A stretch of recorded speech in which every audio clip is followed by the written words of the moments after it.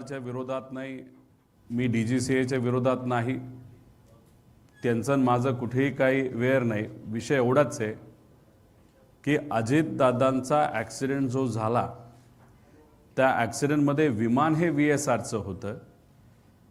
DGCA हे investigation agency आहे, त्याच्या अंतर्गत AIB नावाची जी इन्व्हेस्टिगेशन आर्म आहे DGCAचा, त्याच्या माध्यमातून इन्व्हेस्टिगेशन हे होत आहे. ॲरो नावाची कंपनी, तिथे असणारे अधिकारी, तिथे असणारे ते मालक आणि इतर गोष्टी, ह्या सगळ्या गोष्टींमध्ये गेल्याशिवाय खरं काय घडलं हे आपल्याला कळणार नाही. आणि या दोन, एकतर VSR या कंपनी आणि जी ॲरो नावाची कंपनी, याला काय आपण मुद्दामून टार्गेट करतोय असं नाही, पण त्या कंपनीला कुणी ना कुणीतरी वाचवतंय याचा काही प्रमाणात अंदाज हा आम्हा सगळ्यांना तिथे येतोय. DGCAच्या मध्ये असणारे पण अधिकाऱ्यांना वाचवलं जाते आणि मग वाचवावाचवीचा कार्यक्रम काही मोठ्या ताकदवान व्यक्तीच्या मदतीने जर होत असेल, मग अजितदादांचा घात का अपघात ह्याचं जे इन्व्हेस्टिगेशन व्हायला पाहिजे ते योग्य पद्धतीने होणार नाही. आणि ते योग्य पद्धतीने व्हावं यासाठी या सर्व लोकांकडे क्रिमिनल अँगलनी पण आपल्याला बघावं लागेल आणि टेक्निकल अँगलनी सुद्धा बघावं लागेल असं आमच्या सगळ्यांचं मत आहे. आता भाग 3 ही दुर्दैवी घटना पुढे. याच्यामध्ये लेअरजेट 45 XR हा विमानाचा प्रकार आहे. आधीपासून आपण म्हणत होतो. पूर्वी ते फक्त 45 म्हणायचे, पण त्यांनी आता त्यांच्या रिपोर्टमध्ये स्वीकारलेलं आहे. त्याच्यानंतर विमान हे सुरतला गेलं होतं हे आपण सुद्धा म्हणलं होतं आणि आता ते रिपोर्टमध्ये सुद्धा तिथं आलेलं आहे. दौरा पूर्ण नियोजित नव्हता हे आपण सातत्याने म्हणत होतो, हे सुद्धा कुठेतरी रिपोर्टमध्ये आले. ते बुकिंगच्या अनुषंगाने आपल्याला ते शोधता येतं. एकूण फ्यूल क्षमतेच्या 90% फ्यूल भरले होते हे आपण बोललो होतो, तर रिपोर्टमध्ये ते आलेलं आहे. त्यानंतर टाईम सिन्स न्यू, म्हणजे आपण जे विमान आहे त्याची जी लाईफ आहे त्या अनुषंगाने अजितदादा जेव्हा बसले होते तेव्हा लाईफ किती राहिली होती हे आपण म्हणलो होतो. 85 तास राहिले होते ऑफिशियली, पण खरं बघायला गेलं तर 8000 पर्यंत गेलं होतं. म्हणजे ऑफिशियल लाईफपेक्षा 3000 तास हे इंजिन पुढं गेलं होतं. हे आता एवढं तरी सिद्ध झालं. विजिबिलिटी कमी होती हे सिद्ध झालं. 29 वर रनवे, 29 वर जे सेफ होता रनवे त्याच्यावर दोनदा मागून सुद्धा नंतर ते कॅन्सल करून 11 वर मुद्दामून पायलटच्या माध्यमातून लँड करण्याचा प्रयत्न त्या ठिकाणी झाला होता हे सुद्धा सिद्ध होते. आणि मुख्य पायलट काहीच बोलत नव्हता हे तुम्ही ट्रान्सक्रिप्टमध्ये तिथं बघितलं असेल. पुढं आता ह्याच्यामध्ये जेव्हा एखाद्या VIPच्या ॲक्सिडेंटबद्दल इन्व्हेस्टिगेशन केलं जात असेल, नाही तर कुठल्याही ॲक्सिडेंटबद्दल, खास करून विमानाच्या बद्दल, तर त्याच्यात कुठंतरी डोळ्यात तेल घालून त्या एजन्सीली, नाही तर इन्व्हेस्टिगेशनची जी कुठली बॉडी आहे त्याली डोळ्यात तेल घालून इन्व्हेस्टिगेशन करण्याची जरूरत असते. कारण मीडियाचं लक्ष आहे, लोकांचं लक्ष आहे, मोठ्या नेत्यांचं लक्ष आहे. आम्ही प्रेझेंटेशनच्या मदतीने अनेक चुका लोकांसमोर त्या DGCAबद्दल आणि VSR कंपनीबद्दल आणलेल्या आहेत.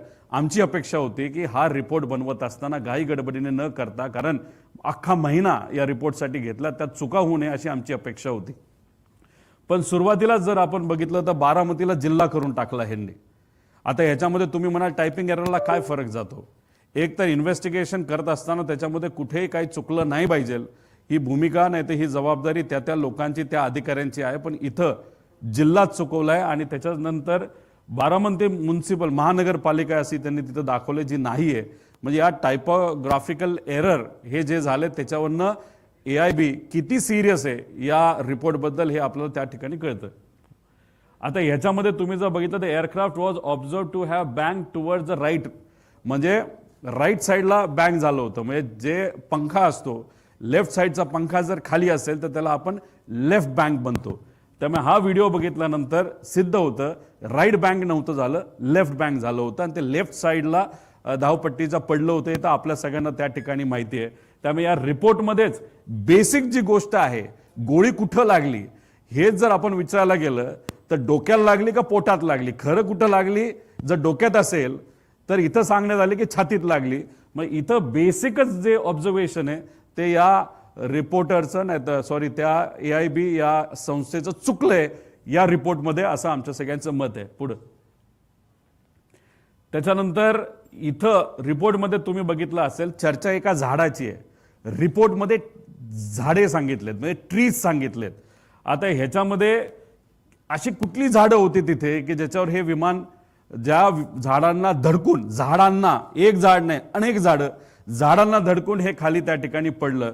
तर याच्यामध्ये आम्ही थोडंसं बघितलं या बाजूला जिथं हे विमान इथं पडलं होतं तर इथं कुठंच तिथं झाड दिसत नाही, हे झुडूप आहे.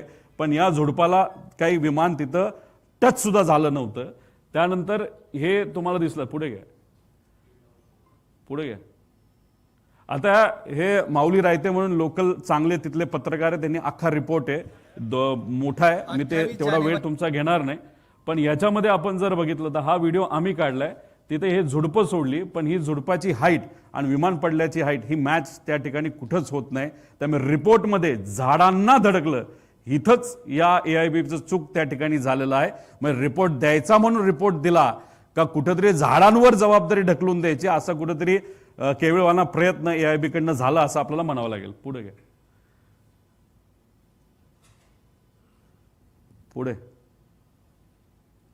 आता दुसरं तिथं असणाऱ्या काही लोकांशी बोलल्यानंतर हे खरं खोटं हे इन्व्हेस्टिगेशन, क्रिमिनल इन्व्हेस्टिगेशन म्हणजे CIDला विचारावं लागेल नाही तर CIBला. काही लोकांचं असं मत आहे की विमानतळाची रेकी करण्यासाठी ऍक्सिडेंटच्या आधी काही तिथं लोक आली होती असं लोकांचं मत आहे. ह्याचं क्रिमिनल इन्व्हेस्टिगेशन करायची जरूरत आहे. हे त्या CID आणि CBIने करावं, याच्यात थोडंसं लक्ष घालावं असं आमचं मत आहे. आता ह्याच्यामध्ये 2023ला जो मुंबईला ऍक्सिडेंट झाला होता लेअर जेटचा, ते सुद्धा VSR कंपनीचं, त्याच्यामध्ये इन्व्हेस्टिगेशन टीममध्ये श्री के रामचंद्रन असिस्टंट डायरेक्टर हे लिहिलं होतं आणि मग त्यानंतर इन्व्हेस्टिगेटर कोण आहे तर हे लिहिलं, हे झालं 23चं. मग आता कालचा जो अजितदादांचा रिपोर्ट आलाय त्याच्यामध्ये कुठल्या इन्व्हेस्टिगेटरचं नाव लिहिलंय का तर नाव लिहिलेलं नाही. कदाचित इन्व्हेस्टिगेटरच घाबरले असतील, याच्यात मॅन्युप्युलेशन, कागदपत्राची हेराफेरी आणि याच्यामध्ये इतक्या गोष्टी होणार आहे तर नावच देऊ नका म्हणजे उद्या जाऊन कुणी त्या लोकांवर आक्षेप घेणार नाही अशी कदाचित त्या ठिकाणी भूमिका असावी.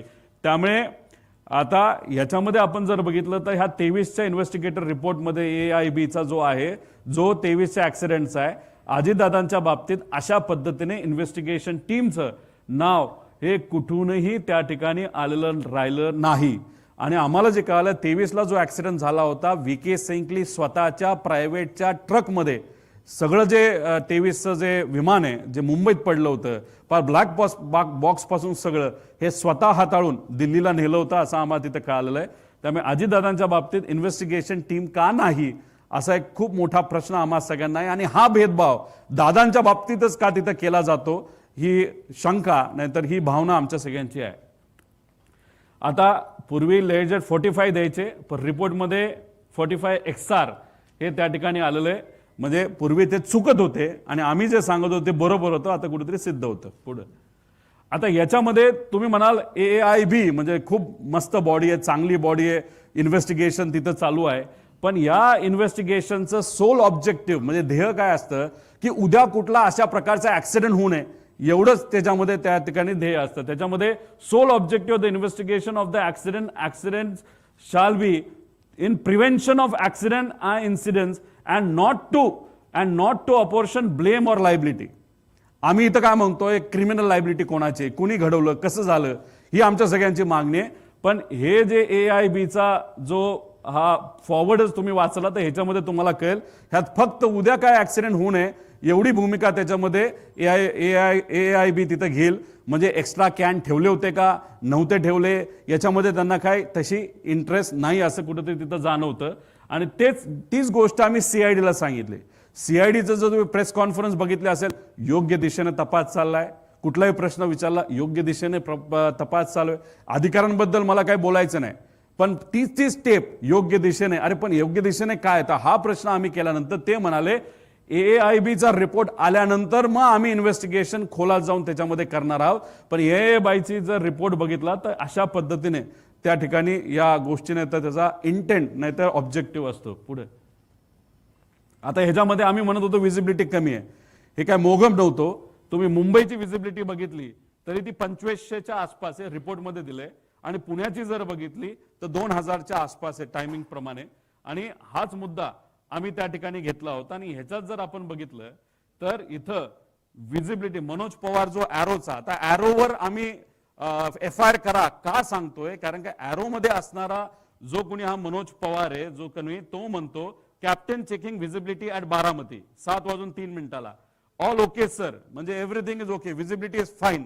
पण मुंबई एअरपोर्ट जिथं हा माणूस बसला होता, जिथून उडणार होतं तिथं विजिबिलिटी कमी होती, आणि पुण्याला पण विजिबिलिटी आपण बघितली ती सुद्धा त्या ठिकाणी कमी होती. ही कुठेतरी त्या ठिकाणी सिद्ध होतं. आणि क्लास जी विमानतळ विजिबिलिटी असल्याशिवाय तिथं आपल्याला लँड करता येत नाही, आणि ते जर डेस्टिनेशन आपलं एअरपोर्ट असेल तर आपला टेक ऑफ सुद्धा करता येत नाही. हा DGCAचा स्वतःचा रूल आहे. आता ह्याच्यामध्ये एक जे माळी परिवार आहे त्यांना एक आलेला फोन, तो आहे VSRचा जो वकील आहे त्यांनी त्यांना फोन केला, त्यातला छोटासा पार्ट फक्त त्या ठिकाणी आम्ही देत आहोत, वाजवा. दिन कप्तान साहब ने गलती कर दी, ठोक दिया जाके, क्या करोगे? क्या गलती है समझ में नहीं आ रहा है। अगर वो पुणे चले जाते, नहीं विजिबिलिटी खराब थी, उनको दिखा नहीं, रनवे जिधर था उसके लेफ्ट में जाके वो ठोक दिया उन्होंने, क्या करोगे आप? म्हणजे हे इन्शुरन्स वाला फोन करतोय माळी या परिवाराला आणि म्हणतोय की वो कॅप्टनने प्लेन ठोक दिया. म्हणजे अशा पद्धतीची भाषा त्यांची आहे. आणि याच्या आधी मग ते कॅज्युअली ह्या सगळ्या विषयाला वकील सुद्धा कॅज्युअली घेतोय, आणि तो VK सिंग सुद्धा कुठेतरी जो मालक आहे तो कॅज्युअली घेतोय असं आमचं मत आहे. आता हा रिपोर्ट आहे, हा सॅटेलाइट रिपोर्ट असतो, हा आपल्या त्या ठिकाणी मिळतो. पुणे विमानतळ हद्द 55 नॉटिकल माइल्स असते, आणि बारामती हे 44 मध्ये येतं. तर आमचा प्रश्न आहे, पुण्याली या विमानाला बारामतीकडे जायला परवानगी कशी दिली ATCला, हा सुद्धा आमचा प्रश्न आहे. मुंबईवाल्यांनी टेक ऑफ कसं करून दिलं हे इन्व्हेस्टिगेशन मध्ये आलं पाहिजे, नाहीतर AIBली हे बघायला पाहिजे होतं. ते दुर्दैवाने या रिपोर्टमध्ये बघितलं नाही, फक्त सांगितलंय की ही विजिबिलिटी होती, जी विजिबिलिटी 5000 मीटरपेक्षा कमी होती, जी अलाउड नाहीये. पुढे आता दोन्ही पायलट बारामती विमानतळावर लँडिंग, म्हणजे ह्याचा अनुभव होता. दोन्ही पायलट म्हणजे पाठक पायलट पण आणि तो जो कपूर होता, या दोघांना या विमानतळाबद्दलची त्या ठिकाणी सगळी माहिती होती की कसं लँड होणार आहे, 29 नंबर कुठला, 11 नंबर कुठला. काही लोक म्हणतात त्यांना काहीच माहित नव्हतं, पहिल्यांदाच त्या एअरपोर्टवर ते चालले होते. असे नाही, या रिपोर्टमध्ये सांगितलेलं आहे की तिथं त्या ठिकाणी ते अनेक वेळा हे तिथं लँड झालेले आहेत. पुढं आता फ्लाईट रूल्समध्ये आपण जर बघितलं तर जेव्हा श्री YSR रेड्डींचा ऍक्सिडेंट झाला 2009ला, त्यावेळी एक कमिटी, त्यागी कमिटी फॉर्म झाली होती. त्या त्यागी कमिटीने सांगितलं होतं की कॅप्टनली कुठल्याही परिस्थितीमध्ये विजिबिलिटी नसेल तर लँड करायचं नाही, VIP ट्रॅव्हल करत असेल तर. आता हे सांगितलंय, हा रूल आहे, नियम आहे, आणि तो नियम त्या ठिकाणी असताना सुद्धा हे विमान लँड करण्यात आलं. हा तो रूल आहे. बरं, जर हा रूल डावलला गेला आणि जर विमान लँड झालं, नाही तर लँड करण्याचा प्रयत्न केला, तर ह्याला जबाबदार कोण आहे? Civil aviation department of the state government shall ensure compliance of all DGCA requirements and instructions contain in the circular Wien charting aircraft for VIP state government operations. आता मी जे म्हणतोय की ॲरो नावाचा जो ग्रुप आहे, त्या ॲरो नावाच्या ग्रुपमध्ये civil aviation department, state government याचे सर्व अधिकारी त्या ॲरो नावाच्या ग्रुपमध्ये आहे, जिथं अजितदादांचे PA सुद्धा तिथं होते. म्हणून आम्ही म्हणतोय की ॲरो या कंपनीवर सुद्धा FIR तिथं झाला पाहिजे, कारण त्याच्यामध्ये सर्व अधिकारी, ते अधिकारी कोण यांची नावं सुद्धा तुम्ही त्या ठिकाणी पुढे आणा, त्यांची जबाबदारी काय होती ही इथं त्या ठिकाणी होते. म्हणून त्या अनुषंगाने FIR मध्ये त्या अधिकाऱ्यांचं नाव पण घ्या, आणि ॲरो जे विमान देणारी कंपनी आहे, VSR घेणारी कंपनी, त्या कंपनीवर सुद्धा FIR झाला पाहिजे, त्याचं ते कारण आहे. पुढं आता under logging off the aircraft flying hours, ह्याच्यामध्ये बघा 4915 हे 2 ते 2.5 वर्षामध्ये तेवढं त्याचं फ्लाइंग झालं होतं. म्हणजे 23 मार्च 2025 हे आहे 4700. म्हणजे जनरली आपण बघितलं तर एका वर्षामध्ये 2000 तास होतात. आता रिपोर्ट जर बघितला तर त्याच्यामध्ये गल्लत बघा, 25 मध्ये फक्त 250 तास, म्हणजे अख्ख्या वर्षामध्ये त्याच्या आधी 2000 चाललं आणि 250. म्हणजे ह्यालाच आपण म्हणतो की अंडर लॉगिंग हे मोठ्या प्रमाणात त्या ठिकाणी होत होतं. आणि 5000 जर त्याची लाईफ होती विमानाच्या इंजिनची, तर 8000 तासाहून अधिक ते तिथं त्या इंजिनचा त्याच्यामध्ये वापर झाला होता. आणि त्यामुळे खराब विमान हे अजितदादांना मुद्दामून दिलं, का चुकून दिलं गेलं असा आमचा प्रश्न आहे. ह्याला जर मार्ग काढायचा असेल तर हनीवेल नावाची इंजिनची कंपनी, त्याला आपल्याला पत्र लिहावं लागेल आणि त्यांच्याकडनं ही माहिती घ्यावी लागेल. आता अंडरलॉक का केलं जातं? आता समजा तुमची एखादी गाडी आहे, ती तुम्हाला विकायची आहे. त्याचं जर तुम्ही तिथं स्पीडामीटरवरनं काढलं तर त्याच्यामध्ये तुम्ही 500 किलोमीटर चालवली असली तरी स्पीडामीटरमध्ये जर जेव्हा वायर काढायच्या आधी 100 असेल तर ते आयुष्यभर 100च राहणार आहे. त्यामुळे तुम्हाला विकताना, म्हणजे विमान विकताना नाही तर गाडी विकताना, स्पीडामीटरमध्ये जेवढं आहे तेवढ्या पद्धतीनेच त्या विमानाची व्हॅल्यू ही राहणार आहे. त्यानंतर ह्या कंपनीचे 2च विमान आहेत, बाकी सगळे इन्व्हेस्टर आहे. मग इन्व्हेस्टरली त्याच्यामध्ये विमान जर ठेवलं असेल तर त्यांना सांगताना हेच सांगणार, विमान कमी चाललं, धंदा कमी झाला म्हणून तुम्हाला कमी पैसे त्या ठिकाणी दिले जाणार, असंही कदाचित त्याच्यामध्ये असू शकतं. त्यामुळे अंडरलॉगिंग हे केलं जातं. पण जर्नी लॉगबुक याच्यामध्ये पायलट हा कधी पण काय बघतो, खरं लॉगिंग झालं पाहिजे. म्हणजे मी समजा 100 तास चालवलं तर माझं 100 तासच झालं पाहिजे. त्यामुळे पायलटचं लॉगिंग, हे इंजिनचं लॉगिंग, विमानाचं लॉगिंग आणि एअरपोर्ट अथॉरिटीचं लॉगिंग, ह्याचं जर सगळ्यांनी मॅच केलं तर ह्याच्यामधून VSR कंपनी कसा गोंधळ घालायची आणि आपली DGCA त्याला कसं सपोर्ट करायचे हे कुठेतरी त्या ठिकाणी सिद्ध होईल. पुढं आता फ्लाईट प्लॅनिंगमध्ये जर आपण काही फरक बघितले तर हे आहे ईमेल केलेलं बारामतीला, जे या रिपोर्टमध्ये सुद्धा आलंय असं आपल्याला कळते. आणि एका ग्रुपमधून हे आम्ही काढलेलं आहे, ज्याच्यामध्ये शमशाबादला हे विमान तिथं जाणार होतं. पण बारामतीला जे ईमेल केलं होतं त्याच्यामध्ये फ्लाईट प्लॅन जर बघितला तर मुंबई बारामती मुंबई आहे, ह्याच्यामध्ये शमशाबाद कुठंच नाही. म्हणजे बारामती ATCला कुठंच तिथं ईमेलच्या मदतीने रिपोर्ट केलं नव्हतं की हा शमशाबादला जाणार आहे का नाही जाणार. आणि मग याच्यावरनं आपण जर बघितलं, वेळ काळ जर त्या ठिकाणी बघितले तर याच्यामध्ये खूप मोठ्या प्रमाणात कुठं ना कुठंतरी तिथं फरक त्या ठिकाणी आपला जाणवतो. आणि टाईममध्ये सुद्धा फरक हा मोठा आहे. त्या ग्रुपमधला टाईम आणि रिपोर्टमध्ये दिला त्याच्यामध्ये ती इतकी मोठी गल्लत आहे, ती गल्लत सुद्धा त्या ठिकाणी आपल्याला काढता काढता फरक मोठ्या प्रमाणात त्या ठिकाणी येतोय. पुढे आता ह्याच्यामध्ये BA टेस्ट म्हणजे ब्रेथ अनालायझर टेस्ट ही करावीच लागते. ही कुठं करावी लागते तर ही एक वेगळं ठिकाण असतं, त्या ठिकाणाचे इथं आपल्याला करावं लागतं जे एअरपोर्टच्या आत असतं. पण इथं जर बघितलं तर ही विमानच्या आतमध्ये हे कुठेतरी टेस्ट ही केली गेली असं रिपोर्टमध्ये दिलंय.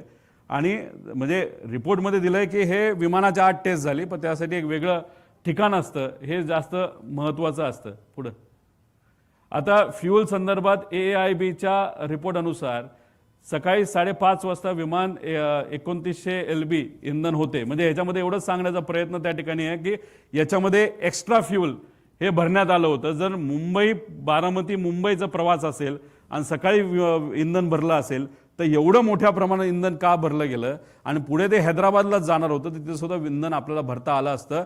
पण 90 ते 95% इंधन हे विमानाच्या पंखामध्ये होतं, ते मुद्दामून भरलं का असा आमचा प्रश्न आहे.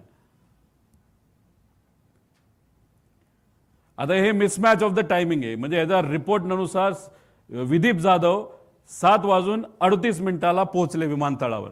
पण हा जो ग्रुप ॲरोचा जो अजितदादांचे PA सुद्धा याच्यामध्ये आहेत, याच्यामध्ये आपण जर बघितलं तर विदीप जाधव रीच ॲट 7:17 म्हणजे 17 मिनिटं आणि इथं 38 मिनिटं. ह्याचा जर फरक आपण काढला तर 20-21 मिनिटाचा फरक आहे. 2-3 मिनिटं इकडे तिकडे ठीक आहे.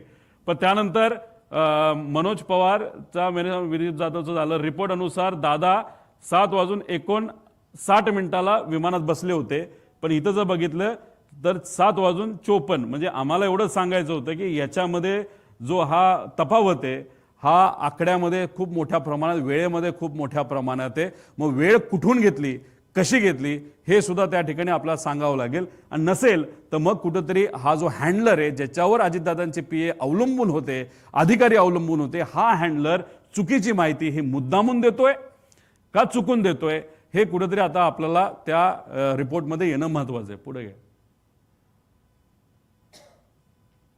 आता याच्यामध्ये ब्लॅक बॉक्स हे जास्त इंटरेस्टिंग आहे.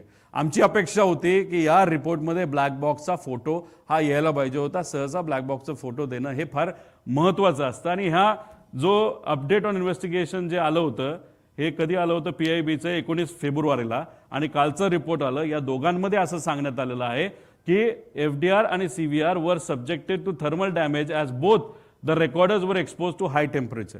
आता हे दोन्ही रिपोर्टमध्ये आलेलं आहे. पुढे घ्या. आता हा आहे अहमदाबादच्या क्रॅशचा ब्लॅक बॉक्स. हे फोटो जर तुम्ही बघितले, हा स्फोट किती मोठा झाला होता हे तुम्हाला सगळ्यांना त्याच्यामध्ये माहिती आहे. अक्षरशः एकच जण त्याच्यामध्ये वाचला, तो सुद्धा साईडला पडला म्हणून. आता ह्याच्यामध्ये हे ब्लॅक बॉक्सची परिस्थिती आहे आणि ह्याच्यातून डेटा निघाला तर 100% डेटा निघालेला आहे.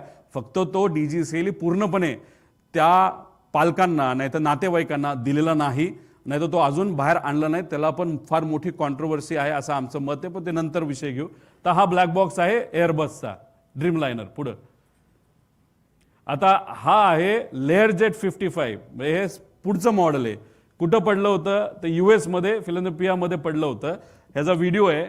इथं जर तुम्ही बघितला, माणसाच्या माले विमान पडतंय, पडलं, स्फोट झाला आणि त्याच्यातला हा ब्लॅक बॉक्स आहे. आणि या ब्लॅक बॉक्सची सगळी माहिती ही तिथं काढण्यात आलेली, रिकव्हर करण्यात आली. पुढं आता ह्याच्यामध्ये तेजस प्लेन क्रॅश ही दुर्दैवी घटना दुबईला झाली होती. आपलं एअरफोर्सचं विमान हे पडलं होतं, फार मोठा घात झाला होता. आपला जो पायलट होता शहीद झाले.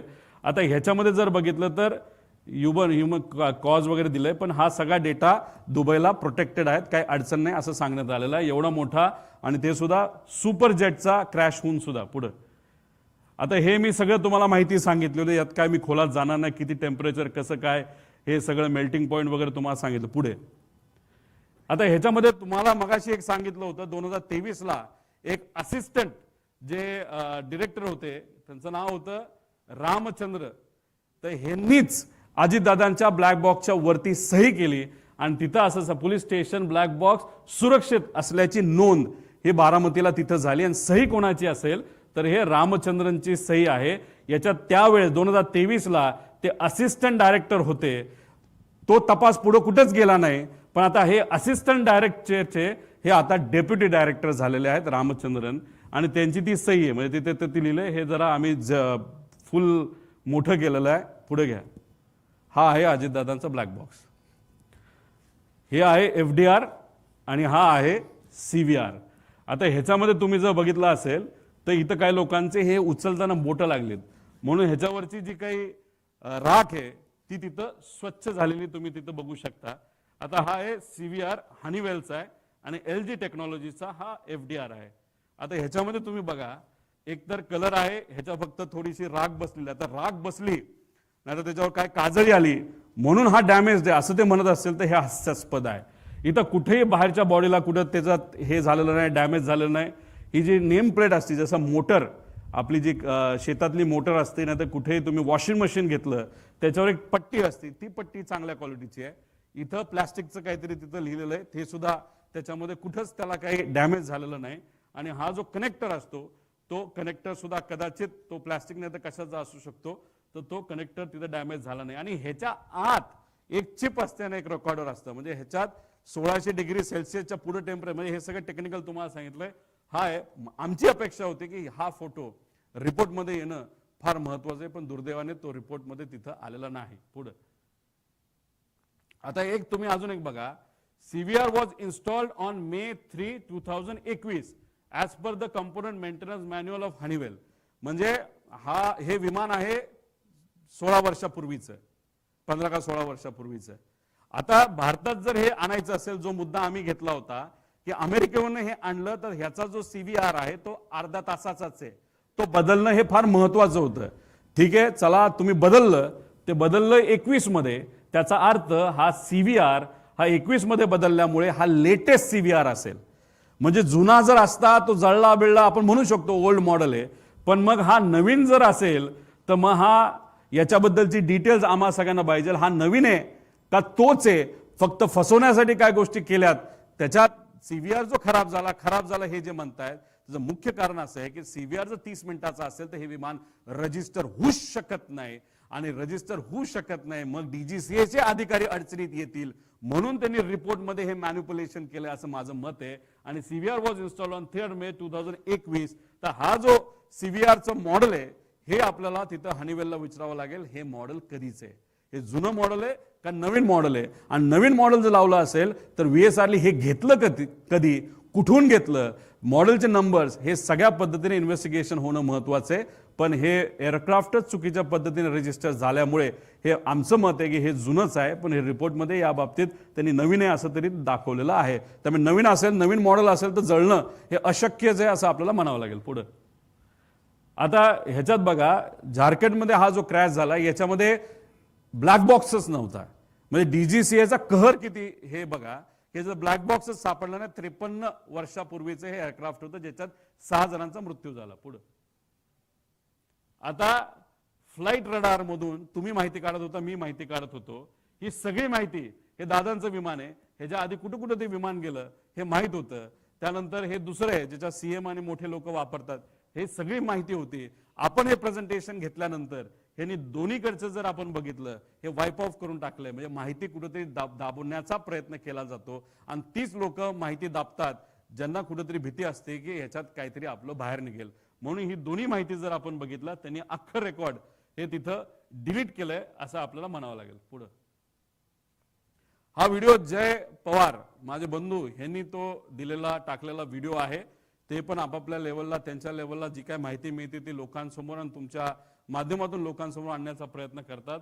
हे आहेत महाशय रोहित सिंग, जे झोपलेत. तुम्ही म्हणसाल हे लेफ्ट साईडला झोपलेत, म्हणजे हे कदाचित को पायलट असतील. लेफ्ट साईडला बसलेत म्हणजे हे मेन पायलट आहेत. आणि आमचा अंदाज आहे, म्हणजे अंदाज आहे, हे खरं खोटं माहित नाही, ही जी मुलगी आहे ती दादांच्या विमानामध्ये पाठक ज्या होत्या ती कदाचित ती मुलगी ती असू शकते असं आमचं मत आहे.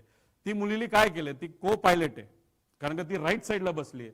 तिच्या कानाला तिथं हे लावलेलं आहे ऐकण्यासाठी, ATCC बोलण्यासाठी, ते तिच्या कानाला आहे. तीच एंट्री करते, तीच विमान चालवते. आणि हे महाशय मात्र तिथं सिव्हिल ड्रेसमध्ये, हे सिव्हिलचे कपडे आहेत. आता सिव्हिल ड्रेसमध्ये बसले, काय लोक म्हणतील 15 मिनिटं झोपला असेल, बॅग घेऊन बसलेले आहेत. आता ह्याच्यात कदाचित ते उद्या जाऊन प्रेस कॉन्फरन्स घेतील, काहीतरी सांगतील. ते सांगतील तेव्हा अजून माझ्याकडे एक्स्ट्रा माहिती, ती माहिती मी नंतर तिथं सांगेल. ही वृत्ती प्रवृत्ती त्यांची होती. आणि ह्याच्यात अजून एक गोष्ट घडलेली आहे की रोहित सिंग आणि ह्या सगळ्या मालकांना अशी सवय असायची की तिथं एका पत्रकारांनी हा रिपोर्ट तिथं टाकला होता. नंतर बरंच मोठं काय झाला त्याच्यामध्ये विषय आणि तो दाबला गेला. त्याच्यामध्ये एका पॅसेंजरलाच को पायलट म्हणून दाखवलं, कपडे घालून बसवले आणि मग ते एक फार मोठी केस झाली होती. तो वेगळा विषय. म्हणजे मला काय सांगायचंय, VSR आणि तुमचं DGCA हे मिली बघत असल्यामुळे आमची भीती अशी आहे, हे दोघं एकत्र मित्र असल्यामुळे, खासम खास हे सगळे एकत्रित असल्यामुळे कागदपत्र हे मॅन्युप्युलेट करू शकतील असं आमचं मत आहे. पुढे आता हा विषय तुम्ही समजून घ्या. हे विमान आहे ज्याला एकनाथ शिंदे साहेब स्वतः डावोसला गेले होते. हे विमान म्हणजे 16 ते 20 जानेवारी दरम्यान 23ला हे दावोसला विमान गेलं होतं. कुठलंही विमान VIP ला घेऊन जात असेल, नाहीतर तुम्ही स्वतः जात असाल तर फ्लाईट प्लॅन द्यावा लागतो. फ्लाईट प्लॅन जात असेल, समजा आपण पुण्यावरनं समजा दिल्लीला चाललोय, राजस्थानच्या एअरपोर्टला सांगावं लागतं, ETC ला सगळ्याला सांगत क्लिअरन्स घेत पुढे जावं लागतं की दुसरं विमान आहे का. आणि जर इंटरनॅशनल प्रवास असेल तर मग तिथे आपल्याला बघावं लागतं की दुसऱ्या देशांची परवानगी आहे का. आणि बिना परवानगी जर विमान त्या देशामध्ये गेलं तर ते विमान पाडलंही जाऊ शकतं. आणि तसंच काहीतरी हे एकनाथ शिंदे साहेबांच्या बाबतीत घडलं अशी माहिती आमची आहे. एकनाथ शिंदे साहेब स्वतः होते आणि त्याच्यामध्ये काही इतर अधिकारी होते. याच्यामध्ये झालं असं, बहारेनला हे विमान खरं 8 तासाचा प्रवास आहे, लेअरजेट सहसा 4 तासच्या आसपास जाऊ शकतं. बहारेनला हे विमान उतरलं, त्याच्यात रिफ्युलिंग झालं. रिफ्युलिंग झाल्यानंतर ते झुरिकला जात असताना इराण, कारण उडल्यानंतर इराणचा समुद्र आणि तो भाग येतो, इराणमध्ये त्याला तिथून जावं लागतं. इराणच्या देशाने, म्हणजे आता इराण आता वॉरमध्ये आहे तुम्हाला माहिती आहे, की त्या विमानाला जवळ जाऊन आम्हाला जे कळालेलं आहे कदाचित दुसरे फायटर जेट सुद्धा तिथं आले होते आणि त्यांनी सांगितलं होतं तुम्ही जर आत्ताच्या आत्ता नाही वळला तर तुमचं विमान आम्ही पाडू. हे इराणच्या एअर डिफेन्सली त्या ठिकाणी सांगितलं होतं. त्याच्यात कोण बसलं होतं, एकनाथ शिंदे साहेब बसले होते. मग इराणवरनं ते इराकच्या साईडला गेलं, इराकली सुद्धा हेच केलं. मग आता याच्यामध्ये 2 गोष्टी आहेत. मग अजितदादांच्या बाबतीत जे घडलं ते भारतात घडलं, महाराष्ट्रात घडलं ते बारामतीत घडलं. मग या बाबतीत इंटरनॅशनल ग्राउंडला VSRला हाताशी धरून, नाहीतर VSR स्वतः दुर्लक्ष केल्यामुळे, नाहीतर मुद्दामून एकनाथ शिंदे साहेबांच्या बाबतीत सुद्धा तोच प्रकार होणार होता का असा प्रश्न आम्हाला होऊ शकतो. याबद्दलची माहिती ही डीजीसीएल काय प्रसिद्ध केली आहे का? एकनाथ शिंदे साहेब या बाबतीत स्पष्टपणे सांगू शकतात. पण जी माहिती आमच्यापर्यंत आलेली आहे ती आमच्यापर्यंत आलेली आहे. परत ते विमान बहारेनला आणलं गेलं आणि बहारेनला आल्यानंतर सगळ्या परमिशन तिथे घेतल्या आणि मग झुरिकला तिथे गेलं. म्हणून आम्ही सांगतो VSR या कंपनीवर तुम्ही विश्वास ठेवू नका. कधी काय होईल, कधी काय केलं जाईल हे कोणाला सांगता येत नाही. आणि मग एकनाथ शिंदे साहेबांच्या बाबतीत सुद्धा हे घडलं असं आम्हाला कळलंय. एकनाथ शिंदे साहेब नाहीतर इतर काही जे काही कुणी अधिकारी असेल ते स्पष्टपणे तिथं सांगू शकतील.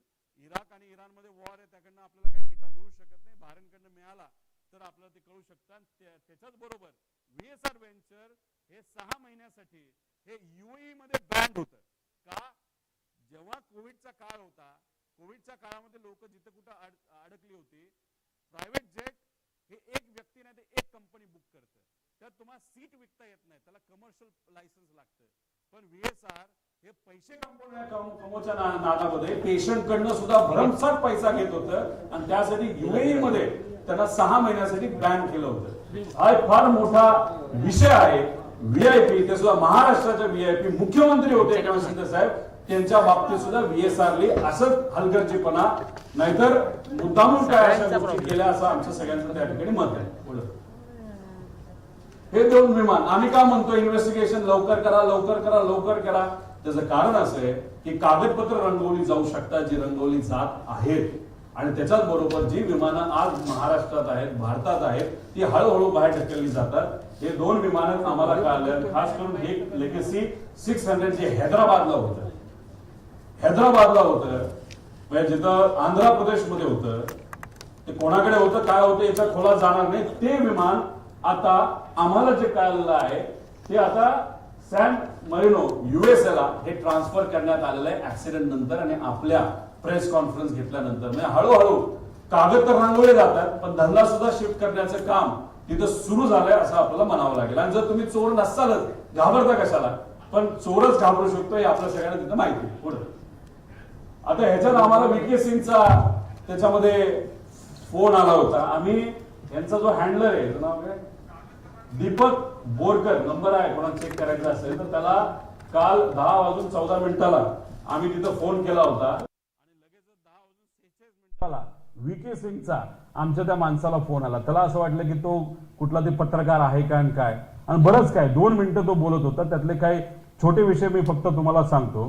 त्याच्यामध्ये तो बोलत असताना त्यांनी सांगितलं AIB ने मुझे क्लिअरन्स दिया है, म्हणजे रिपोर्ट जो आला म्हणजे त्याचं मत आहे की AIB ने मला क्लिअरन्स दिलेला आहे, तर तुम्ही अधिकची माहिती तुम्हाला कशाला त्या ठिकाणी पाहिजे.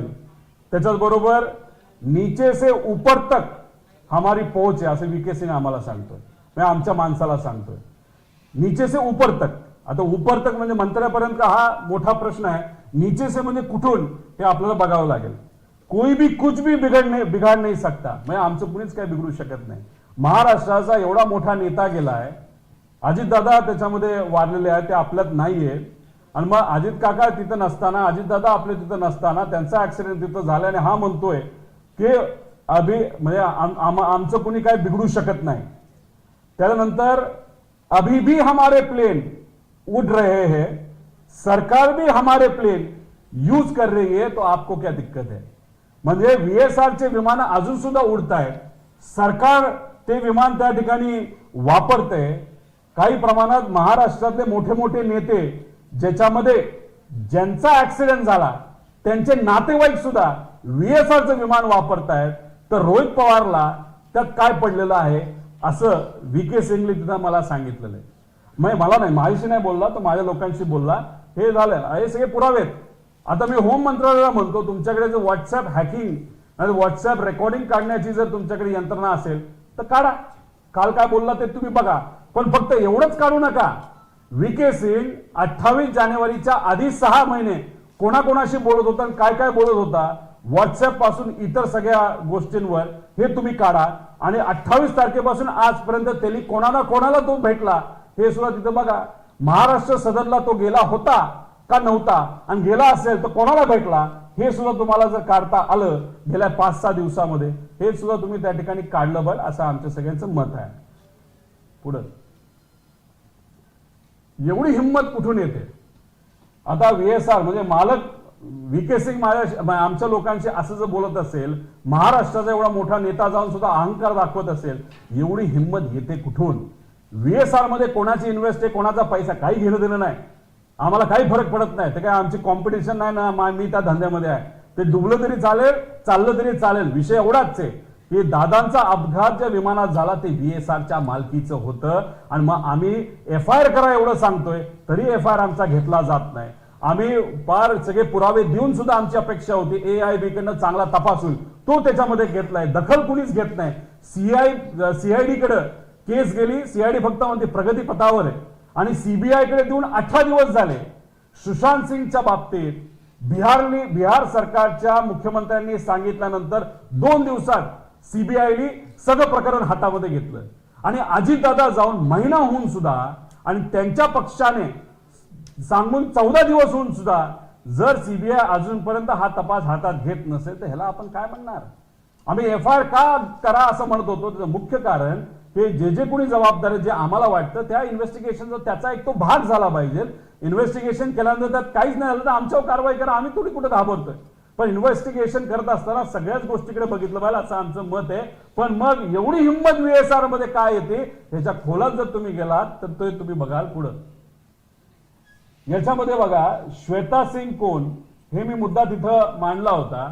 आता यांची 10 वर्षाची टर्म ही संपली होती. एक तर त्या पदावर आहेत ती संपून सुद्धा 5 वर्षाचं त्यांना एक्सटेन्शन मिळालं. त्यासाठी खास बाब म्हणून तिथं एक वेगळा GR हा DGCA तिथं काढला आणि त्यांना तिथं मदत केली आणि त्यांच्याबद्दल अनेक जे एअर इंडियाचे वगैरे जे काही पायलट आहेत, खास करून अहमदाबादमध्ये जो ऍक्सिडेंट झाला त्यांच्या अनेक लोकांनी आक्षेप घेतलेत. पण मी नंतर त्या बाबतीत त्या ठिकाणी सांगेल. मनीष कुमार हे आम्हाला आलेली माहिती आहे, ही खरी खोटी आपल्याला बघावं लागेल. मनीष कुमार जे आहेत ते जॉईंट डायरेक्टर DGCA आहेत. यांचं घर हे VK सिंगने बांधून दिलं असं आम्हाला कळलेलं आहे. पगार किती असतो DGCAच्या अधिकाऱ्यांचा हात काय सिद्ध आहे. मग एवढं मोठं घर बांधलं असेल तर ते बांधलं कसं? अपॉर्च्युनेट रेशो जर आपण त्याच्यामध्ये बघितला असेटचा, याच्यावर काय गोष्टी आपल्याला कळणार आहे हे आम्हाला माहिती कळली. मग अशा पद्धतीने जर DGCAच VSR बरोबर असेल आणि DGCAचे अधिकारी VSR ला वाचवत असतील म्हणजे VSR पण जबाबदार आणि DGCA पण जबाबदार म्हणून दोघांवर कारवाई होवी अशी भूमिका आमची त्याच्यामध्ये FIR मध्ये होती. पुढे आता बघा हे दुसरं सुरुवातीला गेल्या काही दिवसांपूर्वी एक वेगळी लिंक मी दाखवली होती, वेगळी लिंक तुम्हाला दाखवतो आणि ह्याच्या पुढे जाऊन सुद्धा अनेक लिंक आहेत. पण मला अजून खोलात जायचं नाही. त्यामुळे जे कोणी जर दबाव आणत असतील त्यांना एवढीच विनंती आहे, आमचं काही तुमच्या इन्व्हेस्टमेंटची घेणं देणं नाही. तुमचा पैसा हा लेजिटिमेट आहे का तुम्ही हवाला कंपनीतून आणला ह्याचंही आम्हाला काही घेणं देणं नाही. आम्हाला फक्त एका गोष्टीचं घेणं देणं आहे की महाराष्ट्राचा मोठा नेता या अपघातात दुर्दैवी मृत्युमुखी त्या ठिकाणी पडलेला आहे, त्यांना न्याय मिळणं हे आमच्या सर्वांसाठी महत्वाचं आहे आणि इन्व्हेस्टिगेशन योग्य पद्धतीने होणं हे महत्वाचं आहे. आणि याच्यात जर बघितलं VK सिंग, सिमी सिंग हे शेअर होल्डर आहेत, पण विस्ता सेल्स मध्ये प्रेफरन्स शेअर्स कोणाचे? या VSR व्हेंचर मध्ये प्रेफरन्स शेअर 90 लाख शेअर्स कोणाचे आहेत? तर विस्ता सेल्सचे. आता विस्ता सेल मध्ये 2 प्रमुख कंपन्या अमुजा विनकॉम आणि लंबोदर वाणिज्य या दोन्ही विस्ता सेलच्या 96% विस्ता सेल मध्ये या 2 कंपन्यांचं त्याच्यामध्ये इन्व्हेस्टमेंट आहे. आता ह्याच्यात जर आपण खोलात गेलो तर ह्याच्यामध्ये 8 नावं अशी आहेत जी कॉमन निघतात. 8 नावं त्याच्यामध्ये तुम्ही खाली बघितलं असेल विस्ता सेल्सच्या 27 वेगवेगळ्या कंपन्या आहेत, त्याच्याबद्दल मी नंतर सांगेल. याच्यामध्ये 8 नावं कॉमन निघतात. याच्यात महेंद्र कुमार गोयंका या नावावर तुम्ही थोडंसं लक्ष द्या. महेंद्र कुमार गोयंका हे या कंपन्यांमध्ये डिरेक्टर आहेत. म्हणजे याच्यामध्ये आतिशा कन्स्ट्रक्शन प्रायव्हेट लिमिटेड आणि सायना स्टील्स प्रायव्हेट लिमिटेड. आता या कंपनीमध्ये जर अजून खोलामध्ये आपण गेलो तर संजय पाठक नावाची एक व्यक्ती जे मध्य प्रदेशचे भाजपचे एक आमदार आहेत, अतिशय श्रीमंत आमदार आहेत. तुम्ही बघा ते डिटेल्स काढा, ह्यांचं एक रिलेशन दिसतं. आणि ह्यांच्या ज्या कंपन्या आहेत या कंपन्या जर आपण खोलात जाऊन बघितलं तर ह्याच्यामध्ये या संजय पाठकचे मुलगा हा डायरेक्टर म्हणून आहे. आता ह्याच्यात तुम्ही पुढे गेला. आता ह्याच्यामध्ये हे आहेत संजय पाठक, ह्यांच्याबद्दलच्या बातम्या तुम्ही ऐका.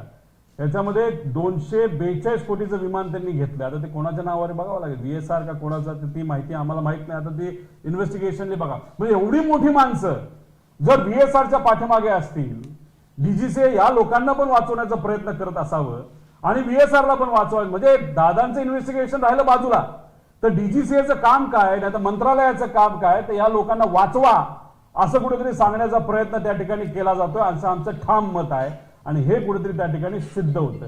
आता ह्याच्यात दुर्दैव बघा, एका जजनी काय सांगितलं, जज refuses to hear mining scam petition of BJP MLA, जो आहे तो आहे हा, म्हणजे कोण, काय नाव आहे, संजय पाठक. आता जजच म्हणतो बाबा आम्हाला काय हे ऐकायचं ना, का हा पैसे देतोय आम्हाला, तर जजला मॅनेज करण्याचा प्रयत्न संजय पाठक करत असेल तर DGCAच्या अधिकाऱ्यांना मॅनेज करायला किती वेळ लागतो. ठाम आमचं मत आहे, त्यासाठी इन्व्हेस्टिगेशन योग्य पद्धतीने होणं महत्वाचं आहे. कोण हा संजय पाठक, कोणाचे काय इन्व्हेस्टमेंट, हे आपल्या सगळ्यांना त्या ठिकाणी बघावं लागेल पुढं. आणि ते कुठल्या ते स्कॅम मध्ये पण इन्व्हॉल्ड. आता हा एक दुसरा महेंद्र कुमार गोयंका, दुसरं महेंद्र कुमार गोयंका शिव मिनरल्स नावाची आहे, त्याच्यामध्ये तो एक डिरेक्टर आहे, चिरेला श्रीमान नारायण नावाचा. आता चिरेला श्रीमान नारायण डिरेक्टर हा स्टॅम्पेड कॅपिटल मध्ये सुद्धा आहे. स्टॅम्पेड कॅपिटलचं नाव आता बदलण्यात आले GACM टेक्नॉलॉजी.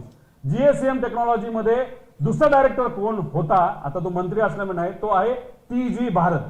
TG भारत कोण आहे, तर TDPचा आंध्राचा हा इंडस्ट्री मिनिस्टर आहे. मग TDPचं हे दुसरं रिलेशन निघालं.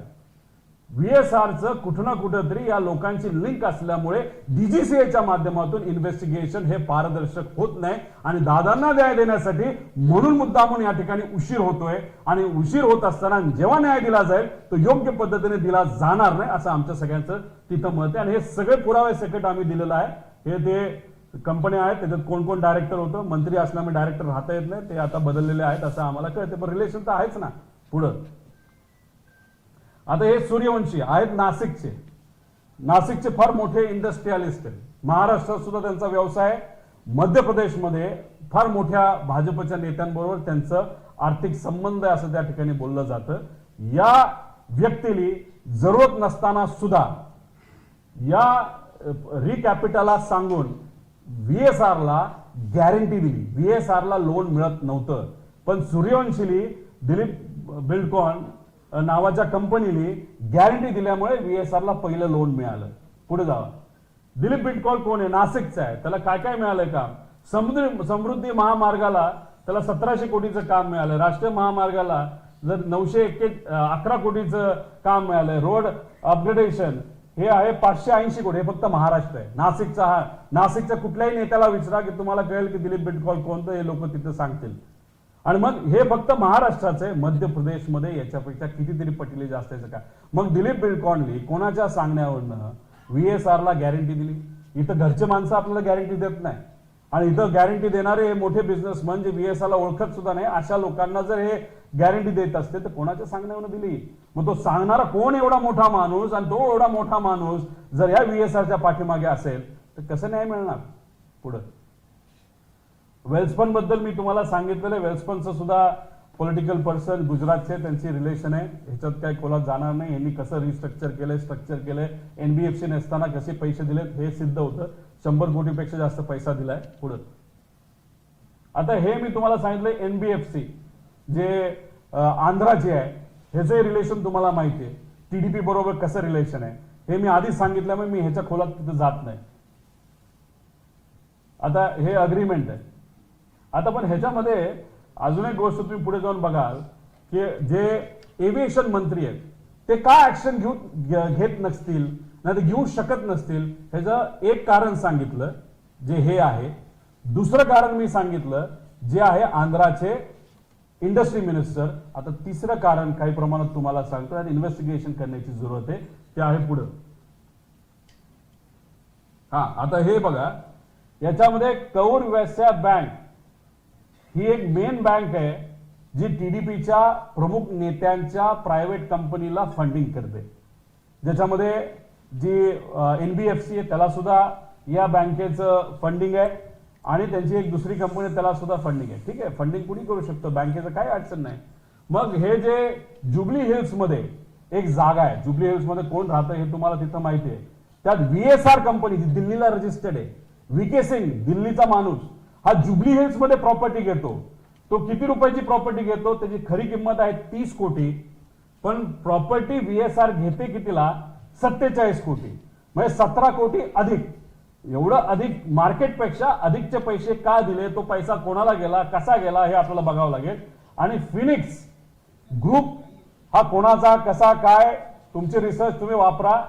याच्याकडनं ती प्रॉपर्टी ही VSRने घेतली. आता योगायोग बघा, एक ते NBFC म्हणजे अजितदादांचा ऍक्सिडेंट इन्व्हेस्टिगेट करायला कुठली एजन्सी, AIB कोणाच्या अंतर्गत येते, DGCA कोणाच्या अंतर्गत येतं, तर एव्हिएशन मंत्रालय कोणाच्या अंतर्गत येतं, TDPचे मंत्री, जे भाजप बरोबर एकत्रित या देशाच्या सत्तेमध्ये तिथं आहेत. TDPचं आणि VK सिंग म्हणजे VSRचं कसं नातं NBFCचं हे आम्ही तुम्हाला सगळ्यांना दाखवून दिलं. TDPचा एक इंडस्ट्रियल मंत्र्याचं पण अप्रत्यक्षपणे कसं नातं हे काही प्रमाणात आम्ही तिथं दाखवून दिलंय. आणि हे दाखवून देत असताना तिसरा योगायोग म्हणजे हा जमिनीचा योगायोग. आता चौथा योगायोग बघा, हे याच्यामध्ये लोन जे या कौर व्यास्या बँक VSRला जे लोन दिलं ते 39 कोटीचं दिलं. पुढे गे, 39 कोटीचं दिलं, पण इथं ते बघा 39 कोटीला. आणि योगायोग बघा, कौर व्यास्या बँकेने ती जी कंपनी आहे त्याला 50 कोटी हे काय तारखेला दिले, हे दिले 30/9/2024 ला. आणि VSRला त्याच बँकेने कधी लोन दिलं, 30/9/2024 ला. कुठल्या प्रॉपर्टीला, जुबली हिल्सच्या प्रॉपर्टीला. कोणाकडनं, फिनिक्स कन्स्ट्रक्शन कंपनीकडनं ती विकत घेतली. एवढा योगायोग. मग आम्ही कसा विश्वास ठेवणार? काय आम्हाला घेणं देणं नाही, तुम्ही धंदा करा, मोठं व्हा, श्रीमंत व्हा, अब्जपती व्हा, आमचं काही घेणं देणं नाही. पण मग एवढं तुम्ही VSRच्या अवतीभोवती तुमचे सगळे संबंध असतील व्यक्तिगत आणि व्यवहारिक, तर दादांना न्याय कसा मिळणार? हा प्रश्न आम्ही का नाही करू शकत? आम्ही FIR करत असताना आम्ही या एव्हिएशन मंत्रालय नाही तर मंत्र्यावर पण FIR करा आम्ही बोललो असतो, पण नाही केलं. आम्हाला राजकारण नाही करायचं. आम्ही DGCAचं नाव घेतलं, पण त्यात पण जे अधिकारी VSRचे संलग्न आहेत त्यांचं नाव न घेता जेव्हा इन्व्हेस्टिगेशन मध्ये नंतर या FIR वर होईल ते त्यांचं इन्व्हेस्टिगेशन व्हावं, VSRचं इन्व्हेस्टिगेशन व्हावं, एरोचं व्हावं, एरोच्या ग्रुपवर असणाऱ्या सर्व अधिकाऱ्यांचं व्हावं. आणि 5वं की जो या घातपातच्या पाठीमागे व्यक्ती नाही तर संस्था असेल त्याच्यावर तिथं का FIR व्हावा, अशा पद्धतीने आम्ही FIR व्हावा अशी विनंती. कारण हे सगळ्या गोष्टी बघितल्यानंतर सामान्य लोकांना सुद्धा वाटते, आम्हाला सुद्धा वाटते, कसं न्याय मिळणार, कसं इन्व्हेस्टिगेशन होणार. सुशांत सिंगच्या बाबतीत 2 दिवसामध्ये तुम्ही CBIला सगळं प्रकरण देता आणि इथं त्यांच्याच पक्षातल्या मोठ्या नेत्याने सांगून सुद्धा 18 दिवस झाले तरी CBI तिथे हे प्रकरण हातामध्ये तिथे घेत नाही. का नाही डाऊट होणार? का आम्हाला शंका येणार नाही की फक्त टाइमपास त्या ठिकाणी केला जातोय? परत पुढं आता दादांचं विमान कुठल्या ग्रुपच्या नावावर होतं, तर हॅवेल ग्रुपच्या नावावर होतं असं आम्हाला कळालं. हे इन्व्हेस्टिगेशन करण्याची तिथं जरूरत आहे. हे दादांचं विमान आहे जे ऍक्सिडेंट मध्ये तिथं पडलं होतं. आता हॅवेल ग्रुप बद्दल माहिती तुम्हीच काढा. नमन सोफिटेल नावाचा एक ग्रुप आहे जे आम्हाला कळालंय, ह्याच्यात पण इन्व्हेस्टिगेशन करायची जरूरत आहे. हे एअरक्राफ्ट हे महाराष्ट्रातले मोठे नेते वापरतात. नमन आणि सोफिटेल ग्रुप तुम्हाला कदाचित माहिती असेल, एका फार मोठ्या पक्षाचं मुंबईचं कार्यालय ज्याच्या नावाली आहे तोच हा ग्रुप असं आम्हाला कळतंय. ह्याच्यात इन्व्हेस्टिगेशन करून खोलात जाऊन माहिती घेण्याची जरूरत आहे. मग असे लोक जर एवढे मोठे व्यावसायिक जर या VSR कंपनीच्या पाठीमागे असतील तर म्हणूनच तो आमच्या लोकांना फोन करून म्हणतोय कोई हमारा कुछ बिगाड़ नहीं सकता. एवढा अहंकार. आणि तो सुद्धा काय, आम्ही फक्त मागतोय दादांना न्याय मिळावं आणि हे मासे पैसे वाचवण्यासाठी, इन्व्हेस्टर वाचवण्यासाठी, ज्यांची विमान आहेत त्यांना वाचवण्यासाठी आणि हे लोक त्या VSRला वाचवण्यासाठी दिवस रात्र प्रयत्न करतायत. मग आमच्यासारख्या सामान्य व्यक्तीचा काकाला न्याय देण्यासाठी, नेत्याला न्याय देण्यासाठी, मराठी माणसाला न्याय देण्यासाठी जो प्रयत्न आहे हा प्रयत्न नाही का, ह्याला न्याय मिळणार नाही का, असे प्रश्न आम्हाला सुद्धा आता त्या ठिकाणी पडायला लागले. पुढं आता ह्या 27 कंपन्या ज्या काढलेल्या आहेत ह्या सगळ्या कोलकाताला रजिस्टर्ड कंपन्या आणि ह्याच्यात किती कोटी रुपये फिरलेत, तर ह्याच्यामध्ये 868 कोटी रुपये ह्या सगळ्या कोलकाताच्या खोकला कंपन्या. त्यात तुम्ही जर बघितलं असेल यामधील 15 ते 16 कंपन्या स्ट्राईक ऑफ झाल्यात, म्हणजे बंद पडल्या, म्हणजे त्यांचा वापर झाला, पैसे VSR मध्ये आणले, विस्तामध्ये आणले आणि त्या कंपन्या बंद करून टाकल्या. त्यानंतर काही अशा कंपन्या आहेत तिचं कुठलंच ट्रान्झॅक्शन नाही, म्हणजे कंपन्या फक्त नावाला आहेत. कोलकाता मधील या कंपन्या आहेत. कोलकाता म्हणजे कोलकाताचं रिलेशन तुम्ही समजू नका. त्याच्यामध्ये या खोकला कंपन्या पूर्वीच्या काळामध्ये मोठ्या प्रमाणात कोलकात्याला त्या ठिकाणी असायच्या. उपयोग झाला, त्याच्यामध्ये पैसे आले, पैसे वापरले गेले, तर कंपन्या बंद केल्या जायच्या. म्हणजे हा अनरजिस्टर्ड पैसा आहे, हा सगळा कॅशचा पैसा आहे.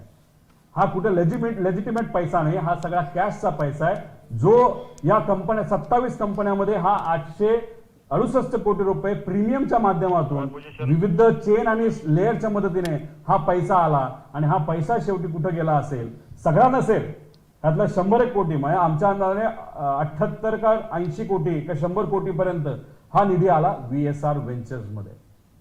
कोणी हा माणूस 16ला कंपनी चालू केली, म्हणजे 14ला रजिस्ट्रेशन घेतलं, 16ला 10 कोटीचा टर्नओव्हर, आता त्याची मालमत्तेची व्हॅल्यू आहे 500 कोटी. आणि एवढा निधी असंच मिळत असेल तर महाराष्ट्रातल्या सामान्य कुटुंबातल्या एखाद्या युवांना जर 1 कोटी दिला तरी ते खुश राहतील. मग हा पैसा आला कुठून? मग हे सगळं नेटवर्क कोणाचं आहे हे खरंच आम्हाला माहिती पाहिजे. का धंदा करतोय म्हणून नाही, मग ह्याच्या पाठीमागे एवढा निधी असणारा कोणतरी मोठा माणूस असू शकतो, नाही तर अनेक माणसं असू शकतात ज्यांना त्याचा पैसा वाचवण्यासाठी VSRला वाचवणं हे फार महत्वाचं आहे. नाही तर VSR आमचं नाव सांगेल म्हणून कुठेतरी हे घाबरतात आणि म्हणून दादांना न्याय मिळत नाही. ही आमच्या सगळ्याची भूमिका आहे, म्हणून हा मुद्दा इथं मांडणं फार महत्वाचं आहे. याच्यात अजून खोलात आम्ही जाऊ शकतो, पण आम्हाला जायचं नाही, कारण आम्हाला काय पाहिजे तर इन्व्हेस्टिगेशन योग्य पद्धतीची त्या ठिकाणी व्हावी अशी आमच्या सगळ्यांची भूमिका आहे. ईडीला बघा, आम्ही ही यादी दिली आहे. ईडी कदाचित उद्या जाऊन जर ह्याच्यात काहीच नाही झालं, जर कुठंच काही कुठं निघत नसेल तर आम्ही ईडीला तक्रार करणार आहोत. आधी आमच्यावर कारवाई केली म्हणून आम्हाला जायला लागायचं, मग या विषयासाठी आम्हाला ईडीकडे जावं लागेल. मग ईडी त्या बाबतीत काय करते आपण बघूया पुढं. आता AIB रूल 2017 रूल 3 प्रमाणे ऑब्जेक्टिव्ह काय आहे तर sole objective of the investigation of the accident, ते मी मगाशी तुम्हाला वाचून दाखवलं, एवढंच आहे. आता ह्याच्यामध्ये ही AIB एवढी जी चर्चा होती, अरे किती ताकद आहे AIBची आपण बघूया. आता attach office not independent body, एक तर हे इंडिपेंडंट बॉडी नाहीये, हे DGCAचं अटॅच बॉडी आहे. Not establish by any act of parliament, पार्लमेंटचं काही घेणं नाही, कुठल्याही पार्लमेंटली ह्याला काय ऍक्ट करून नाही. DGCAचा हा निर्णय, ती इन्व्हेस्टिगेशन बॉडी त्यांनी तिथे सुरू केली. Not statutory body, statutory body नाहीये. त्यानंतर नॉन ऑटोनॉमस बॉडी म्हणजे काय, ह्याच्यावर प्रभाव आपल्याला टाकता येतो. कोण प्रभाव टाकणार? DGCA टाकणार. त्याच्यानंतर सबऑर्डिनेट टू एव्हिएशन मिनिस्ट्री, आता एव्हिएशन मिनिस्ट्री ज्याच्या हातात आहे तोच VSRशी संलग्न आहे, तर मग सबऑर्डिनेट टू एव्हिएशन मिनिस्ट्री, मग इथं जे इन्व्हेस्टिगेशन होणार त्याचा प्रभाव हा मंत्र्याचा आणि नेत्यांचा का असणार नाही, हा आमच्या सगळ्यांचं मत आहे. आणि answerable to secretary and minister, म्हणून तिथं त्या मंत्र्याला राहणं हा अधिकार नाही, त्या पक्षाला ते मंत्रालय देणं हा त्यांचा अधिकार नाही. ही आमच्या सगळ्यांची मागणी का, कारण की हे अशा पद्धतीने इन्व्हेस्टिगेशन झालं तर ह्याच्यातून काहीच निघणार नाही, हे मी आपल्या सर्वांना सांगतो. पुढे आता ह्याच्यामध्ये बघा, ह्यांनी सहजपणे काय केलं, रूल 11च्या अंतर्गत ह्यांनी इंटरनल एन्क्वायरी लावली. हा जो रूल 11 आहे हा aircraft investigation and accident and incident rule 17 अनुसार AIB हे 2 प्रकारे इन्व्हेस्टिगेट करू शकते, हे 11 आणि 12. आता याच्यामध्ये परिवारातला एक व्यक्ती म्हणून, नागरिक म्हणून आमची सुद्धा मागणी आहे, 11 प्रमाणे नको, म्हणजे घरच्या घरी सगळे अधिकारी टाकले जातील, घरच्या घरी हे रिपोर्ट बनवले जातील आणि क्लीन चिट त्या ठिकाणी दिली जाऊ शकते अशी आमच्या सगळ्यांची शंका आहे. तर आमचं म्हणणं आहे की रूल 12 प्रमाणे व्हावं. याच्यामध्ये तपास हा केंद्र सरकार एका खुल्या कमिटीद्वारे केला जातो, म्हणून आम्ही म्हणतोय की राहुल गांधीजी ज्या लीडर ऑफ ऑपोजिशन आहे त्यांना या कमिटीमध्ये घ्यावं आणि इतर जे जजेस आहेत, माजी जज वगैरे, यांना त्याच्यामध्ये टाकावं, तरच पारदर्शक पद्धतीने इथं एन्क्वायरी होईल. आणि ही फक्त आमची मागणी असं समजू नका. भारताची पायलट असोसिएशन जी अहमदाबादमध्ये झालेल्या ऍक्सिडेंटसाठी लढते, एका पायलटसाठी जे परिवार त्या ठिकाणी लढतायत आपल्या नातेवाईकांना न्याय देण्यासाठी, ते अहमदाबादच्या ऍक्सिडेंटसाठी सुद्धा त्यांची मागणी आहे सगळ्यांची, या पद्धतीने तुम्ही तिथे इन्व्हेस्टिगेशन करू नका, रूल 12च्या अंतर्गत तुम्ही इन्व्हेस्टिगेशन करा. आणि ही मागणी सुद्धा आम्ही लीडर ऑफ ऑपोजिशनच्या मदतीने आणि सर्व खासदारांच्या मदतीने पार्लमेंटमध्ये, जे 9 तारखेला पार्लमेंट सुरू होते त्याच्यामध्ये त्या ठिकाणी मांडणार आहे. पण ही मागणी आमची महत्वाची, इथं घरच्या घरी सगळे कागद रंगवले जातील आणि मॅनिप्युलेशन केलं जाईल अशी आमचं सगळ्यांचं म्हणणं आहे. पुढं आता FIR का दाखल करायचा आहे तर आता तुम्हाला सगळ्यांना माहिती आहे FIR का दाखल करायचा आहे. आणि ह्याच्यामध्ये सुप्रीम कोर्टाचं त्याच्यामध्ये निकाल आहे. ललिता कुमारी विरुद्ध उत्तर प्रदेश सरकार याच्या अंतर्गत आम्हाला तो अधिकार आहे. आणि तुम्ही बघा की आम्ही इन्व्हेस्टिगेशन मध्ये कुठंच हस्तक्षेप करत नाही. आम्ही म्हणतोय आम्ही जो FIR करतो त्याच्या बेसिसवर तुम्ही इन्व्हेस्टिगेशन करा, उलट त्याचा फायदाच होणार आहे. आणि CID करत असेल तर तो FIR CID ला ट्रान्सफर होतो, आणि तर CBI करत असेल तर तो FIR हा CBI ला ट्रान्सफर होतो. हा आमचा अधिकार आहे का सुप्रीम कोर्टच्या अनुषंगाने दखलपात्र जर तिथं क्राईम असेल तर मग 100% FIR करता येतो. तो आमचा अधिकार आहे. नागरिक म्हणून आमच्या सगळ्यांचा तो अधिकार आहे, ज्या अधिकारापासून मला वंचित त्या ठिकाणी ठेवण्यात आलं. आणि सांगताना काय सांगतात की बाबांनो ऍक्सिडेंटल डेथ रिपोर्टवर इन्व्हेस्टिगेशन सुरू झाले म्हणून FIR करण्याची काय कारण नाही. पण याच्यात दुसरा जर आपण बघितला, कुठे रे तो, तर अजून एक कुठली तरी केस आहे, त्या केसच्या अंतर्गत आपण जर बघितलं, कुठे काही बोलतो तो दुसरा आहे, जर केंद्र सरकार विरुद्ध एक कोणतरी कुमार नावाचा एक व्यक्ती, त्याच्यामध्ये ऍक्सिडेंटल डेथ रिपोर्ट असेल तरी तुम्हाला तिथे FIR करता येतो, तो तुमचा अधिकार आहे. आणि त्या अधिकाऱ्यापासून तर मला वंचित ठेवलं. याच्यामध्ये पुढे याच्यामध्ये आपण FIR का गरजेचं होतं मी आपल्या सगळ्यांना सांगितलं. मॅन्युप्युलेशन होऊ नये, का पटकिनी हा तपास त्या ठिकाणी व्हावा, आणि हे जे संबंधित मंत्र्याचे जे काय राजीनामा का घ्यायचा, कारण मी तुम्हाला सांगितलं DGCA वगैरे त्यांच्या अंतर्गत BSRचं त्यांचं रिलेशन आहे, आणि FIR झाल्यानंतर इन्व्हेस्टिगेशनला एक व्यापकता त्याच्यामध्ये येईल. एरोला का करावं, अधिकारी म्हणजे त्यांनी ते विमान दिलं, ती BSR कंपनी तिथे इंट्रोड्यूस केली, त्याच्यात अधिकारी आहेत, त्या ग्रुपमध्ये अधिकाऱ्यांचं नाव मी घेतलं, कलम तुम्हाला सांगितला. त्यानंतर VSR का, आता एवढे पुरावे दिल्यानंतर VSR का, ह्याच्या पुढे मी काय सांगणार नाही.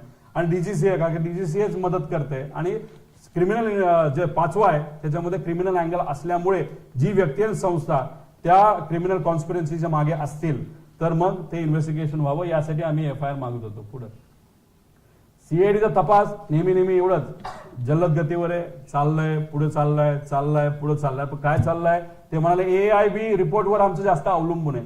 पण AIB रिपोर्टमध्ये जर डिस्पेरन्सीज येत असतील, त्याच्यामध्ये चुका असतील, तर मग हे कसं, म्हणजे हे कसा तपास पुढे जाणार, अशी आम्हाला शंका त्याच्यामध्ये वाटते. काही लोक म्हणले तुम्ही मुंबईमध्ये का प्रयत्न केला, तो माझा अधिकार आहे. बारामतीमध्ये जाऊन गर्दी होऊ नये म्हणून आम्ही काय केलं की मुंबईला जेव्हा DGCAचा एक प्रायमरी रिपोर्ट 24 तारखेला आला, त्याच्यामध्ये त्यांनी अप्रत्यक्षपणे VSR हे जबाबदार आहे हे सांगितलं होतं. त्या अनुषंगाने त्या मुद्दा घेऊन 24 पर्यंत शांत बसलो आम्ही, फक्त रिपोर्ट यावा म्हणून. आणि रिपोर्ट आल्यानंतर FIR हा मुंबईत का गेला, तर 0 FIR हा आमचा अधिकार आहे, कुठेही करू शकतो. नंतर तो FIR ट्रान्सफर होतो, पण तो अधिकार असताना सुद्धा आम्हाला तिथं काय करून दिलं नाही. मग आम्ही गेलो बारामतीला पण आम्हाला काय करून दिलं नाही. मग आम्ही गेलो CID कडे पण आम्हाला तिथे FIR करून दिला नाही. मग आम्ही तिथे एक स्टेटमेंट 180 कलमच्या अंतर्गत तिथं दिलेलं आहे, त्याच्या बाबतीत काय होते बघू. पण आमची अजून सुद्धा मागणी FIR हा तिथं झाला पाहिजे. पुढं आता ह्याच्यामध्ये बघा, रोहित पवार फक्त विरोधात आहे, एवढाच फरक आहे. आता ही आहे कुठली केस तुम्हाला माहिती असेल, घाटकोपरमध्ये 18 जून 2018ला एक बीच क्राफ्ट नावाचं विमान हे 4-5 लोकांना घेऊन तिथं दुर्दैवाने तिथे घटना घडली, ऍक्सिडेंट झाला, आणि त्याच्यामध्ये जे सगळे होते ते त्याच्यामध्ये मृत्युमुखी पडले. व्हिजिबिलिटीचं कारण हे सांगण्यात आलं, काहीच झालं नाही. ते बिचारे जे पालक होते, नातेवाईक होते, ते नुसते पोलीस स्टेशनला जात गेले, अरे FIR करा. आता ते ऍक्सिडेंटल डेथ रिपोर्ट झाला होता का? हो. AIB तपास चालू करत होतं का? केली होती. आणि मग ह्या लोकांची इच्छा होती FIR झाला पाहिजे, नाही FIR होत झाला. मग 9 महिन्यानंतर किरीट सोमय्यांच्या मदतीने, त्यांचं मी आभार व्यक्त करतो, त्यांनी पुढाकार घेतला. सरकार त्यांचं होतं, फरक तेवढाच आहे, किरीट सोमय्या त्यावेळेस सरकारमध्ये होते, आज आम्ही विरोधात आहोत. आणि त्या लोकांना न्याय मिळाला याचा आम्हाला आनंद आहे. नाही तर न्याय मिळेल अशी अपेक्षा आपण करूया. अरे पण मग आमच्या काकाला न्याय मिळाला नाही पाहिजे का? अजितदादांना न्याय नको का? उपमुख्यमंत्री, माजी उपमुख्यमंत्री न्याय नको का? जे गेले 40 वर्ष या महाराष्ट्राच्या राजकारणामध्ये लोकांच्या हिताचं काम करतात त्या व्यक्तीला न्याय नको का? मग इथं फक्त किरीट सोमय्या जातात आणि तुमचं सरकार होतं आणि पोलीस स्टेशनला जाऊन ते दंगा घालतात, तेव्हा त्यांना तिथे FIR करण्याची परमिशन मिळते आणि आम्हाला मिळत नाही का? हा भेदभाव का? तुम्ही काय लपवायचा प्रयत्न करताय का? तुम्हाला त्या दिशेने इन्व्हेस्टिगेशन गेलं नाही पाहिजे जे आम्ही दाखवतोय, ही काय सत्तेतल्या लोकांची इच्छा आहे का? हे असे प्रश्न का नाही पडणार आम्हाला? आणि कोणावर झाला गुन्हा दाखल? हा झाला वायू म्हणजे कंपनीवर, जिथे VSR आपल्याकडे, म्हणून आमची मागणी VSR वर तिथं व्हावं. अकाउंटेबल मॅनेजर कोण आहे? VK सिंग स्वतः मालक अकाउंटेबल मॅनेजर आहे. इथं झालं का घाटकोपरला? झाला. मग आमची पण मागणी आहे ना तिथं VK सिंग वर तिथं व्हावं. चीफ ऑफ फ्लाईट सेफ्टी माहितीच नाही कोण आहे. त्यानंतर स्पेअर पार्ट सप्लायर इंडिमार, म्हणजे हे प्रफुल्ल पटलांचं जे आहे MRO, हे इंडिमार, त्याच्यावर तिथं कारवाई झाली का? तेव्हा ते विरोधात होते आणि हे पण सत्तेत होते. इंडिमार वर झालं आणि ऑपरेशन चीफ वर झालं. मग काय वेगळी मागणी करतोय आम्ही? का वेगळा न्याय? घाटकोपरला किरीट सोमय्यांनी पुढाकार घेतला, तुमची सत्ता होती, तेव्हा तुमचा FIR होऊ शकतो. आणि मग आता आम्ही आमच्या न्यायासाठी इथं धडपड करतोय, आमदार असून सुद्धा आमचा FIR तिथं घेतला जात नाही का? ह्याच्यासाठीच काळबेरा आहे का असा प्रश्न आता लोकांच्या मनामध्ये निर्माण व्हायला लागलाय. रिपोर्ट बघितल्यानंतर सुद्धा त्याच्यामध्ये काळबेरा आहे का असं वाटायला लागलंय आणि FIR करून दिला जात नाही. याच्यावरनं सुद्धा त्या ठिकाणी आम्हाला काळबेरा आहे का वाटणार नाही? साहजिकच हा प्रश्न मीडियाला सुद्धा पडला, लोकांना पडला, आम्हाला पडणार पुढं. हे बाकीचे सगळे प्रश्न आहेत आमचे जे अनुत्तरित आहे. FIR दाखल केला जात नाही, बाकी सगळ्या डेटा वगैरे ते सगळे मी त्यात खोलात जाणार नाही पुढं. असे बरेचसे प्रश्न आहे. सुशांत सिंगचं मी सांगितलं 2 दिवसात CBIला दिलं. दादांचा 18 दिवस विनंती करून त्यांच्या पक्षाने सुद्धा, मग त्यांच्या पक्षातल्याच काही नेत्यांना हे इन्व्हेस्टिगेशन योग्य दिशेने जाऊ नये असं वाटतंय का? असाही प्रश्न आता पडायला लागला. त्यांच्याकडनं कुठंच तिथं फॉलोअप केला जात नाही. जे आपापल्या लेवलला प्रयत्न करतोय, त्यानंतर इतरही त्यांचे पदाधिकारी कार्यकर्ते आमदार प्रयत्न करतायत, पण मग काही प्रमाणात काही लोकांना हे इन्व्हेस्टिगेशन हे न्याय लेवलला, नाही तर दादांना न्याय मिळावा अशी भूमिका कदाचित त्यांची तिथं नसावी, म्हणून इन्व्हेस्टिगेशन पुढे जात नाही असं आपलं त्या ठिकाणी म्हणावं लागेल पुढं. आता हे दुर्दैवी गोष्ट आहे. खरं तर मी विनंती करतोय CM साहेबांना करतोय, आता DCM सुनीता काकींना सुद्धा मी विनंती करतोय, नका वापरू VSR.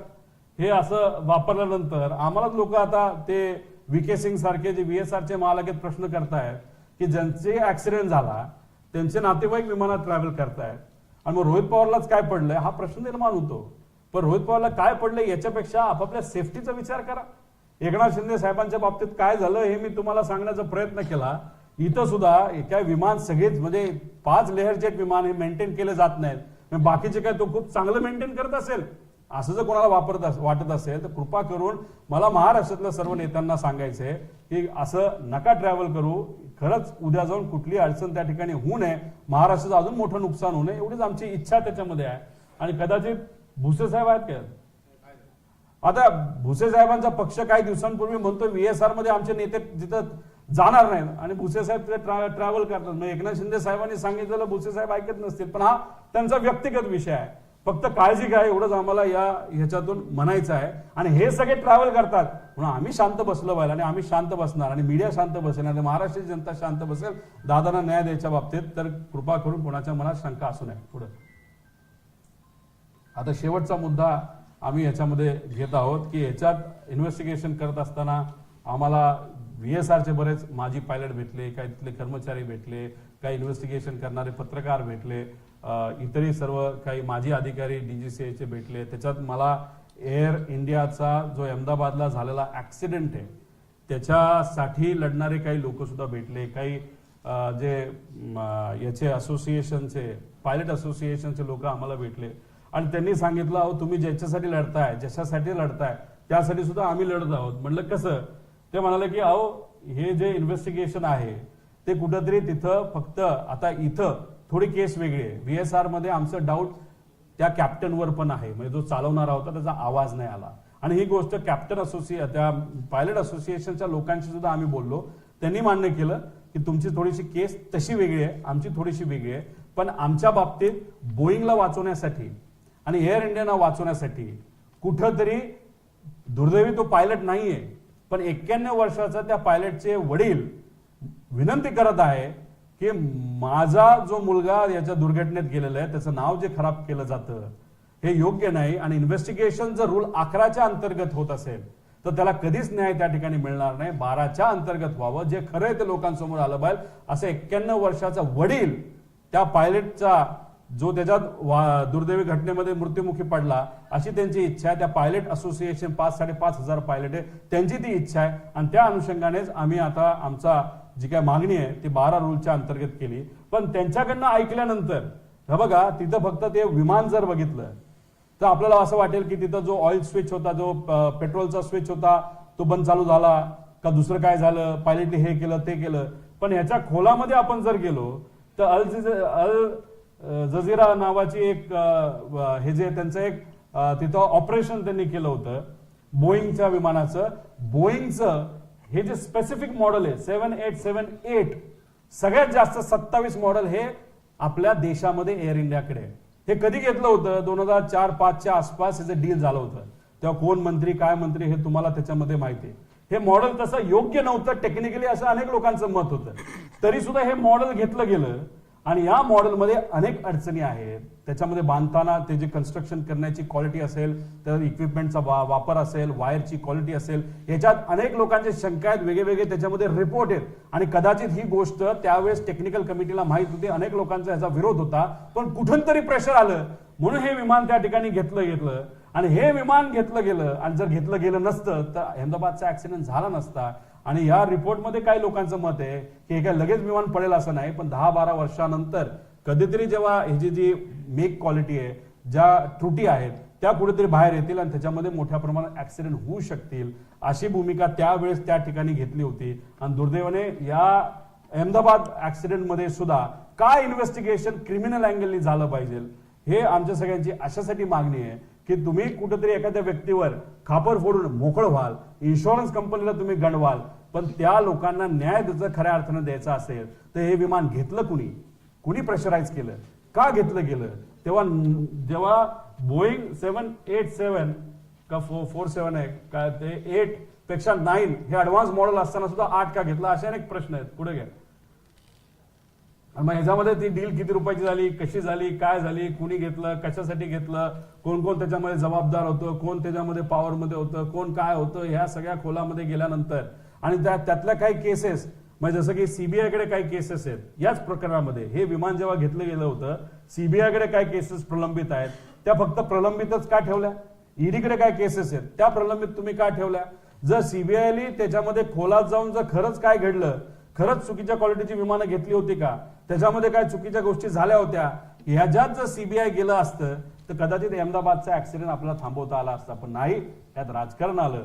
काय लोक सत्तेत असल्यामुळे कदाचित त्यांचा वजन हे जास्त त्यांच्यावर असल्यामुळे ह्या गोष्टी त्या ठिकाणी थांबवल्या गेल्या, नाहीतर त्या फ्रीझरमध्ये टाकण्यात आल्या. आणि दुर्दैव असं की त्याच्यामध्ये 300 लोकांची, सामान्य लोकांची, जे कुठेतरी लंडनला चालले होते काहीतरी स्वप्न घेऊन, त्यांचा त्याच्यामध्ये मृत्यू झाला. याला जबाबदार कोण? हे जर शासनाला आपण नाही विचारणार तर कोण विचारणार, असा प्रश्न त्या ठिकाणी येतो. पुढे त्यात काही वकील पण होते आणि काही पायलट होते. मी म्हणलं याचा अजून माहिती मला कुठं मिळेल, तर त्यांनी सांगितली की descent of air India, Jitendra Bhargava. मग हे मी पुस्तक विकत घ्यायला गेलो, पण ते काय मला विकत काय मिळालं नाही, त्याला वेगवेगळे कारण आहेत. हे दाबण्यात आलं, थांबवण्यात आलं, हे सगळे विषय.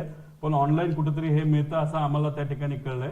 त्यामुळे हे जे काय आहे या विषयामध्ये राजकारण येतं. जसं आमच्या इन्व्हेस्टिगेशनमध्ये आम्हाला कोणतरी अडवते, एक मोठी शक्ती अडवते, त्यात राजकीय शक्ती का व्यावहारिक शक्ती हे आम्हाला सांगता येत नाही. म्हणून आम्हाला दादांना न्याय देण्यासाठी उशीर होतोय. अहमदाबादमध्ये सुद्धा एक वेगळ्या शक्ती या राजकारणामुळे नाही तर व्यावसायिक शक्त्या याच्यामध्ये अडकल्या असल्यामुळे त्या 300 लोकांना न्याय हे दुर्दैवाने तिथं देता येत नाही, असं आमच्या सगळ्यांची भूमिका आहे. त्यातलं राजकारण बाजूला कडून पारदर्शक पद्धतीने इन्व्हेस्टिगेशन झालं आणि रूल 12च्या अंतर्गत झालं तरच न्याय मिळू शकतो, असं आम्हाला सगळ्यांना तिथं वाटतं. म्हणजे एअर इंडियाच्या लोकांना सुद्धा वाटतं, लोकांना म्हणजे तिथं काम करणाऱ्या लोकांना आणि त्यांच्या नातेवाईकांना जे दुर्दैवाने मृत्युमुखी पडले, आणि आम्हाला सुद्धा दादांच्या बाबतीत हेच त्या ठिकाणी वाटतं. हे आपल्या सर्वांसमोर मला सांगायचं होतं. आणि हे प्रेझेंटेशन त्याच्यामध्ये आपल्या सर्वांसमोर आणलं. त्याच्यात मी रिपोर्ट कव्हर केला, अजून काही पार्टीची लिंकिंग या VSRचं कसं आहे, त्यानंतर DGCA कसं याच्यामध्ये इन्व्हॉल्ड आहेत, अजून बरेच पुरावे आहेत. पण अजून 1-2 तास हे प्रकरण पुढे जाऊ शकतं. याच्यात पुढच्या काही दिवसांमध्ये दिल्लीत जाऊन, म्हणजे एकतर आमचे खासदार आहेत ते तर मुद्दा घेतीलच. काही दिवसांपूर्वी राज ठाकरे साहेबांना मी भेटलो. 2-3 दिवस सुट्टी असल्यामुळे आणि बरेच इतर कार्यक्रम काही नेत्यांचे असल्यामुळे उद्धव ठाकरे साहेबांची वेळ मागितली, ती आजची आम्हाला मिळेल.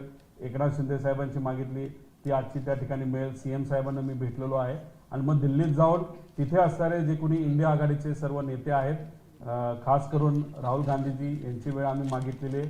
पुढचे 4 दिवस दिल्लीत जाऊन तिथं बसून ज्या ज्या लोकांना भेटता येईल आणि अधिवेशनामध्ये इन्व्हेस्टिगेशन 12 रूल 12च्या अंतर्गत दादांच्या केसचं सुद्धा आणि अहमदाबादच्या केसचं सुद्धा व्हावं अशी मागणी तिथं आम्ही करणार आहे. आणि आमच्याकडची जी कुठली माहिती आहे ती माहिती त्या ठिकाणी आम्ही देऊ. आम्हाला काही लोकांनी सांगितलंय की तुम्ही एक काम करा, डीजीसीएचं कार्यालय हे दिल्लीत आहे, दिल्लीत जाऊन FIR करण्याचा प्रयत्न करा आणि 0च्या अंतर्गत ते ट्रान्सफर करून घ्या. मी म्हणलं महाराष्ट्राचा मोठा नेता जाऊन सुद्धा मराठी माणूस म्हणून आम्ही तिथे लढतोय आणि महाराष्ट्रातच आमची केस तिथे घेतली जात नसेल, FIR घेतलं जात नसेल तर दिल्लीला कधी आम्हाला घ्यायचे असाही प्रश्न तिथे निर्माण होतो. पण ती माहिती, जी कुठली माहिती आमच्याकडे आहे ती सर्व माहिती ही त्या पक्षाच्या नेत्यांना आणि त्या लोकांना आणि त्या DGCA ऑफिसला सुद्धा त्या ठिकाणी आम्ही पाठवून देऊ. त्यात काय इन्व्हेस्टिगेशन होते हे आपण सर्वांनी तिथं बघावं. याच्यात कुठेही आमचं राजकारण नाही. तुम्ही जर बघितलं असेल याच्या आधी लोक लढत होती, अजितदादांच्या पक्षातले काही आमदार आणि काही पदाधिकारी लढत होते, पण त्यातले काही नेत्यांनी सुद्धा झाडाबद्दल काही कमेंट केलंय. जय पवार जे माझे बंधू आहेत त्यांनी सुद्धा रोहित सिंगचा एक व्हिडिओ तुमच्या सर्वांसमोर त्या ठिकाणी आणलेला आहे. त्यामुळे आपापल्या लेवलला आपण सर्वजण त्या लेवलला त्या ठिकाणी लढतोय. तुमची तिथं साथ आहे, लोकांची साथ आहे. जे लोक या विषयाला साथ देत आहेत, आपल्या नेत्याला न्याय देण्यासाठी पाठिंबा देत आहेत, त्यांचे मी मनापासून आभार व्यक्त करतो. काही लोकांनी होळी साजरी केली नाही, सणासुदीचे काही कार्यक्रम साजरे केले नाहीत, लग्न पुढे ढकलले, काही लोकांनी वाढदिवस साजरे केले नाहीत. या लोकांनी सुद्धा आपापल्या पद्धतीने तिथं पाठिंबा दिलाय. कुणी कशाची त्या कागदाची होळी केली, कुणी काय केलं, हे आपापल्या लेवलला स्वतःहून लोक पुढाकार तिथे घेत आहेत. फक्त का महाराष्ट्रातला एक मोठा नेता हा आपण सगळ्यांनी म्हणून गमावलाय आणि त्या नेत्याला न्याय मिळाला पाहिजे. एक कुठेतरी एक उदाहरण या देशाला दाखवलं पाहिजे की लोकांनी हा विषय हातात घेतला तर न्याय मिळाल्याशिवाय राहत नाही.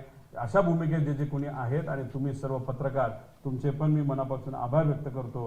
हा लढा असाच पुढे नेऊन लवकरात लवकर न्याय देण्याचा प्रयत्न त्या ठिकाणी आपण सर्वजण करूया एवढंच सांगतो आणि थांबतो. मराठीत काय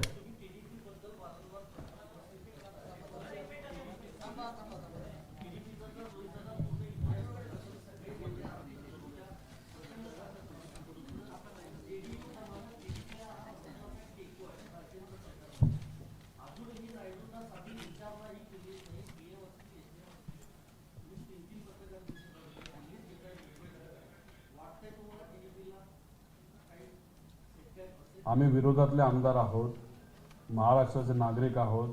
तिथं आम्ही आमच्या लेवलवर जी कुठली माहिती येते ती माहिती घेऊन आम्ही लढत आहोत. खऱ्या गोष्टी लोकांसमोर आम्ही आणतोय. कुठेतरी आता अजितदादांच्या पक्षाची सुद्धा जबाबदारी आहे की तुम्ही सुद्धा सत्तेत आहात, तुम्ही भाजपचा मित्र पक्ष आहात, जसं TDP आहे तसं तुम्ही आहात. तुम्ही तुमच्या लेवलला थोडंसं लढाई लढा.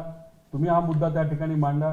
अधिवेशनामध्ये पार्लमेंटमध्ये जेव्हा पार्लमेंट चालू होईल 9 तारखेला तेव्हा विरोधी पक्ष नेता राहुल गांधीजींना भेटून त्यांच्या मदतीने व इंडिया आघाडीचे सर्व घटक पक्ष आहेत त्याच्याचबरोबर एकनाथ शिंदे साहेबांच्या पक्षाला सुद्धा आम्ही विनंती करणार आहे, जे NDA बरोबर तिथे आहे, की त्यांनी सुद्धा तिथे मुद्दा मांडावा. पण बघा आम्ही काय सांगतोय लोकांना सुद्धा कळलं पाहिजे की राजकारण काय लेवलला चाललेलं आहे, की मित्राची बाजू घेण्यापेक्षा राजकारणाला जास्त महत्त्व तिथे दिलं जाते. राजकारण कसं टिकेल, सत्तेत आपण कसं राहू हे कुठेतरी काही लोक प्रयत्न करत आहेत. पण आपण विरोधात असलो तरी लोक, पत्रकार, आपण रील करणारे लोक, छोटे छोटे चॅनल चालवणारे लोक हे मात्र अजितदादांसाठी तिथे लढत आहेत. आपण हा लढा कायम ठेवू. कुणीतरी लढलं पाहिजे, त्याशिवाय न्याय मिळणार नाही. एवढं लढल्यानंतरच कुठेतरी CID वाले पत्रकार परिषद घेत आहेत, एवढं लढल्यानंतरच कुठेतरी रिपोर्ट आला तरी. पण हे आल्यानंतर सुद्धा त्यात काही त्रुटी आहेत. त्यामुळे आम्हाला कुठेतरी भीती वाटते की मॅनिप्युलेशन केलं जाईल आणि ते केलं जाते. त्यामुळे अजून हा लढा पुढे नेऊन पार्लमेंटमध्ये काय करता येईल का असा प्रयत्न त्या ठिकाणी आम्ही करू.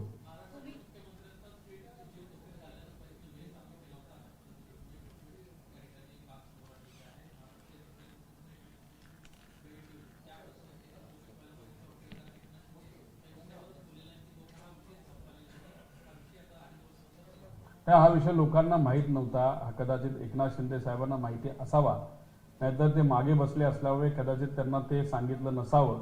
पण हा मुद्दा नक्कीच एकनाथ शिंदे साहेबांना जेव्हा मी भेटेल तेव्हा हा मुद्दा त्यांना सांगेल.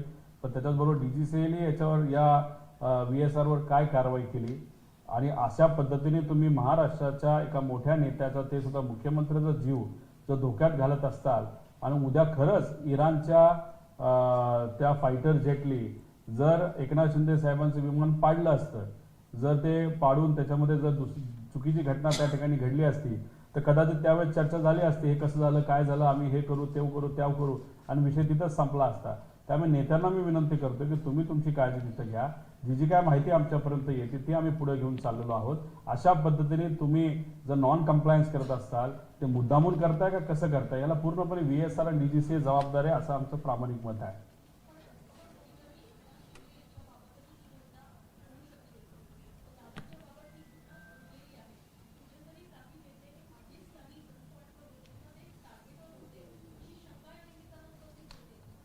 ते शंका नक्कीच आहे. तुम्ही जर बघितलं असेल की एकनाथ शिंदे साहेब सुद्धा आता हेलिकॉप्टर घेत असताना चांगल्या क्वालिटीचं घेतात. या पद्धतीनेच कुठेतरी आपण सुद्धा काळजी घेतली पाहिजे. दादांना सुद्धा काही लोकांनी सांगितल्यानंतर ते प्लॅस्टिकच्या बॉटलमध्ये पाणी पित नव्हते, काचेच्या बाटलीमध्ये पाणी प्यायला लागलेले. त्यांनी सिक्युरिटी सुद्धा काही प्रायव्हेट आणि ओळखीचे लोकच जवळपास आसपास ठेवले होते. पण ऍक्सिडेंट आणि ते सुद्धा विमानाच्या बाबतीत असं काहीतरी होईल हे दादांना सुद्धा माहीत नव्हतं. आणि दुसरं हे म्हणजे एकनाथ शिंदे साहेब जात असताना इराण आणि इराकवर बिना परवानगी, म्हणजे काही वर्षांपूर्वी सुद्धा इराक वॉर लोकांनी बघितलंय, इराण प्लस मायनस सारखा असतंच, कुठं ना कुठेतरी बॉम्ब फुटतच असतो. अशात तुम्ही या देशाच्या वरून जात असताना बिना परवानगीचं जात असाल आणि त्याच्यात जर कुठं गोळीबिळी पडली असती, 2-3 मिनिटाचा जरी उशीर झाला असता तर फार वेगळी घटना तिथे घडली असती. तर अशा पद्धतीने बेजबाबदार वागत असेल VSR आणि DGCA, तर मग उद्या जाऊन याच लोकांना आपण पाठिंबा देणार आहोत का? नेते म्हणून मी खरं तर काही लोकांना तिथं बोलतो. आणि माझं एवढंच मत आहे, TDP काय धंदा करतं, किती मोठा व्यवसाय करतं, ह्याचं काय घेणं देणं नाही. पण TDPच्या पक्षाचा एक खासदार या देशाचा एव्हिएशन मंत्री आहे आणि त्याच्या अंतर्गत हे सगळे इन्व्हेस्टिगेशन होणार असेल आणि त्यांचंच VSRचं त्यांचंच आर्थिक संबंध काय ते मी जर दाखवून दिला असेल तर मग इन्व्हेस्टिगेशन पारदर्शक पद्धतीने कसं होईल अशी शंका नक्कीच निर्माण होते.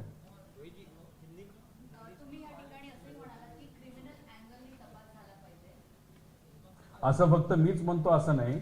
जेव्हा अजितदादांच्या पक्षाने सांगितलं की CBI-कडे एन्क्वायरी दिली गेली पाहिजे, CBI हे क्रिमिनल अँगलनेच इन्व्हेस्टिगेशन करतं.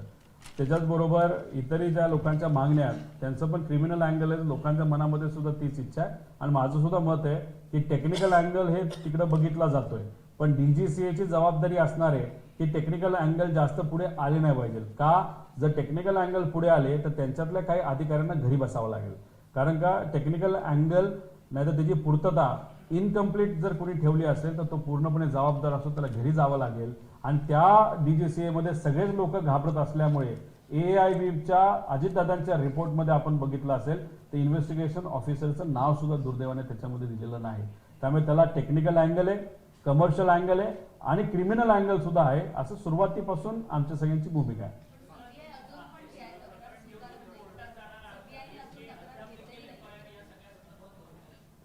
आम्ही काही दिवस थांबेल, सरकारला ती संधी देईल की आमच्या ज्या मागण्या आहेत, आता मी घाटकोपरच्या विषयाच्या बाबतीत तुम्हाला दाखवून दिलं, भेदभाव होतोय.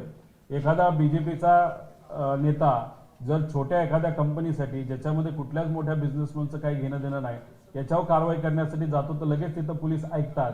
आणि आम्ही अजितदादांचा विषय घेऊन जात असताना फक्त अजितदादांच्या केसमध्ये मोठे मोठे नेते इन्व्हॉल्ड आहेत त्या कंपनीमध्ये VSRमध्ये आणि DGCA-मध्ये सुद्धा अधिकारी बऱ्याच प्रमाणात अडचणीत येतील. ॲरो नावाची कंपनी सुद्धा काही लोकांच्या जवळची असं आम्हाला तिथं कळतं. आणि मग एवढ्या सगळ्या गोष्टी असल्यामुळेच दादांची केस मित्र असताना सुद्धा दुर्दैवाने महाराष्ट्रामध्ये ती रजिस्टर होत नाही असं आम्हा सगळ्यांना त्याच्यामध्ये त्या ठिकाणी वाटतं.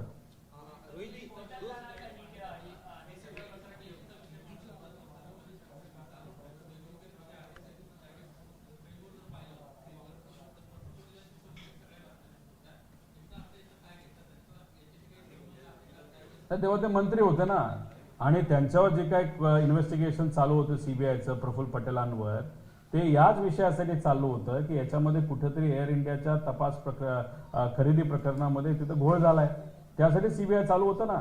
ते कुठं कंप्लीट झालंय अजून? EDचंही कंप्लीट नाही झालं, CBIचंही कंप्लीट नाही झालं. आता याच्यामध्ये आमचं एवढंच म्हणणं आहे की त्याचं कंप्लीट झालं असतं आणि त्याच्यामध्ये कळलं असतं की हे जे बोईंगचं विमान आहे 8 मॉडेलचं हे जर प्रॉब्लेमॅटिक आहे ते आधीच कळलं असतं तर एअर इंडियाने सगळी विमानं ग्राउंड केली असती. ते जे काही सीबीआय इन्व्हेस्टिगेशन ते पुढंच तिथे गेलं नाही, ते बंदच गेलं, फ्रीजमध्ये जाऊन पडलं. आणि याच्यात आमचं एवढंच मत आहे की इन्व्हेस्टिगेशन जसं आम्हाला तुम्ही सारखं सारखं बोलवता, आमचं इन्व्हेस्टिगेशन करता, तेव्हा सगळ्यांचं इन्व्हेस्टिगेशन करून तुम्ही त्याच्यात पूर्तता केली असती ना, तर इन्व्हेस्टिगेशन पूर्ण झालं असतं, तर मग ही घटना घडलीच नसती. आणि ते जे पुस्तक आहे जे लिहिणारा आहे तो त्यावेळेसचा त्या एअर इंडियाचा प्रमुख होता, त्यांनी ते पुस्तक लिहिलंय. ते का बॅन झालं, कशामुळे झालं, त्याच्यात काय लिहिलंय हे कुठेतरी आता आपल्याला अभ्यासावं लागेल. ते पुस्तक अजूनपर्यंत मला तिथे मिळालेलं नाही. रोहित जी, 2 सवाल है मेरे. नाही, एकदा आम्ही सरकारला परत त्या ठिकाणी संधी देऊ. FIR आमचा अधिकार आहे. घाटकोपरच्या बाबतीत FIR तिथं झाला होता, तर आमच्या बाबतीतच होत नसेल तर पुढच्या काही दिवसामध्ये 2-3 दिवसामध्ये FIR सुमोटो ज्याचं आम्ही पत्र दिलेलं आहे, आम्ही पार PI ला सुद्धा दिलंय, ॲडिशनल CP ला सुद्धा मुंबईत दिलंय, आणि तिथे आम्ही PI ला पण दिलंय आणि SP ला पण दिलेलं आहे. त्या बाबतीत सरकार काय भूमिका घेते हे आपल्याला बघावं लागेल. रोहित जी, 2 सवाल. एक तो आपने कहा कि VSR का संबंध मौजूदा उड्डयन मंत्री के साथ है, तो क्या इसके चूंकि पुरानी कंपनी, तो क्या देश के जो पहले उड्डयन मंत्री रह चुके हैं, तो उनके साथ भी किस तरह कोई लिंक आपकी अब तक की जांच में निकलकर सामने आया है, कोई कनेक्शन? देखो, ये जो इन्वेस्टिगेशन हम कर रहे हैं, हमारे लेवल पे हम इन्वेस्टिगेशन कर रहे हैं. जो इन्फॉर्मेशन हमारे पास आ रही है, सब इन्फॉर्मेशन आपके सामने हम नहीं ला रहे, स्टेप बाय स्टेप, क्योंकि वो प्रेजेंटेशन बड़ा होगा. अभी तक हम ये नहीं कह रहे कि जो उड़ान मंत्री है, जो एविएशन मंत्री है, वो डायरेक्टली इन्वॉल्व है, लेकिन उनके पक्ष के जो नेता है और उनके रिलेटिव जो है, उनके financial end commercial end personal relationship ये VSR के साथ दिख रहे हैं, ऐसा हम सबका कहना है. अगर वो रिलेशन पर्सनल और कमर्शियल अगर वहां पे दिख रहे, ये प्रूव हो रहा है, तो डेफिनेटली हम क्वेश्चन करेंगे कि TDP का जो नेता है, जो आज एविएशन मिनिस्टर है, वो उस पद पे रहना चाहिए क्या? तो डेफिनेटली नहीं रहना चाहिए. एक तो जमीन का मुद्दा हमने दिखाया, वो ING वैश्या बैंक जो है वो हमने वहां पे दिखाई, उसका रिलेशन कुछ तो दिख रहा है. फिनिक्स का मैंने दिखाया, उसके साथ उनकी जो NBFC है उनका रिलेशन हमने वहां पे दिखाया, जुबली हिल्स का रिलेशन वहां पे दिखाया. और क्या दिखाना है? पहले के भी मंत्री के साथ इनका संबंध रहा है? वो दिखा, वो ढूंढने की जरूरत है. ये देखो, MRO इस कंट्री में 2 है. एक प्रफुल्ल पटेल जी का है, ऐसा मैंने शुरुआत में वहां पे बोला था. अभी उनका पार्टनर कौन है वो उनको ही मालूम होगा. और दूसरा है जो किसी और का है, अभी किसी कंपनी ने उसको भी खरीद लिया है.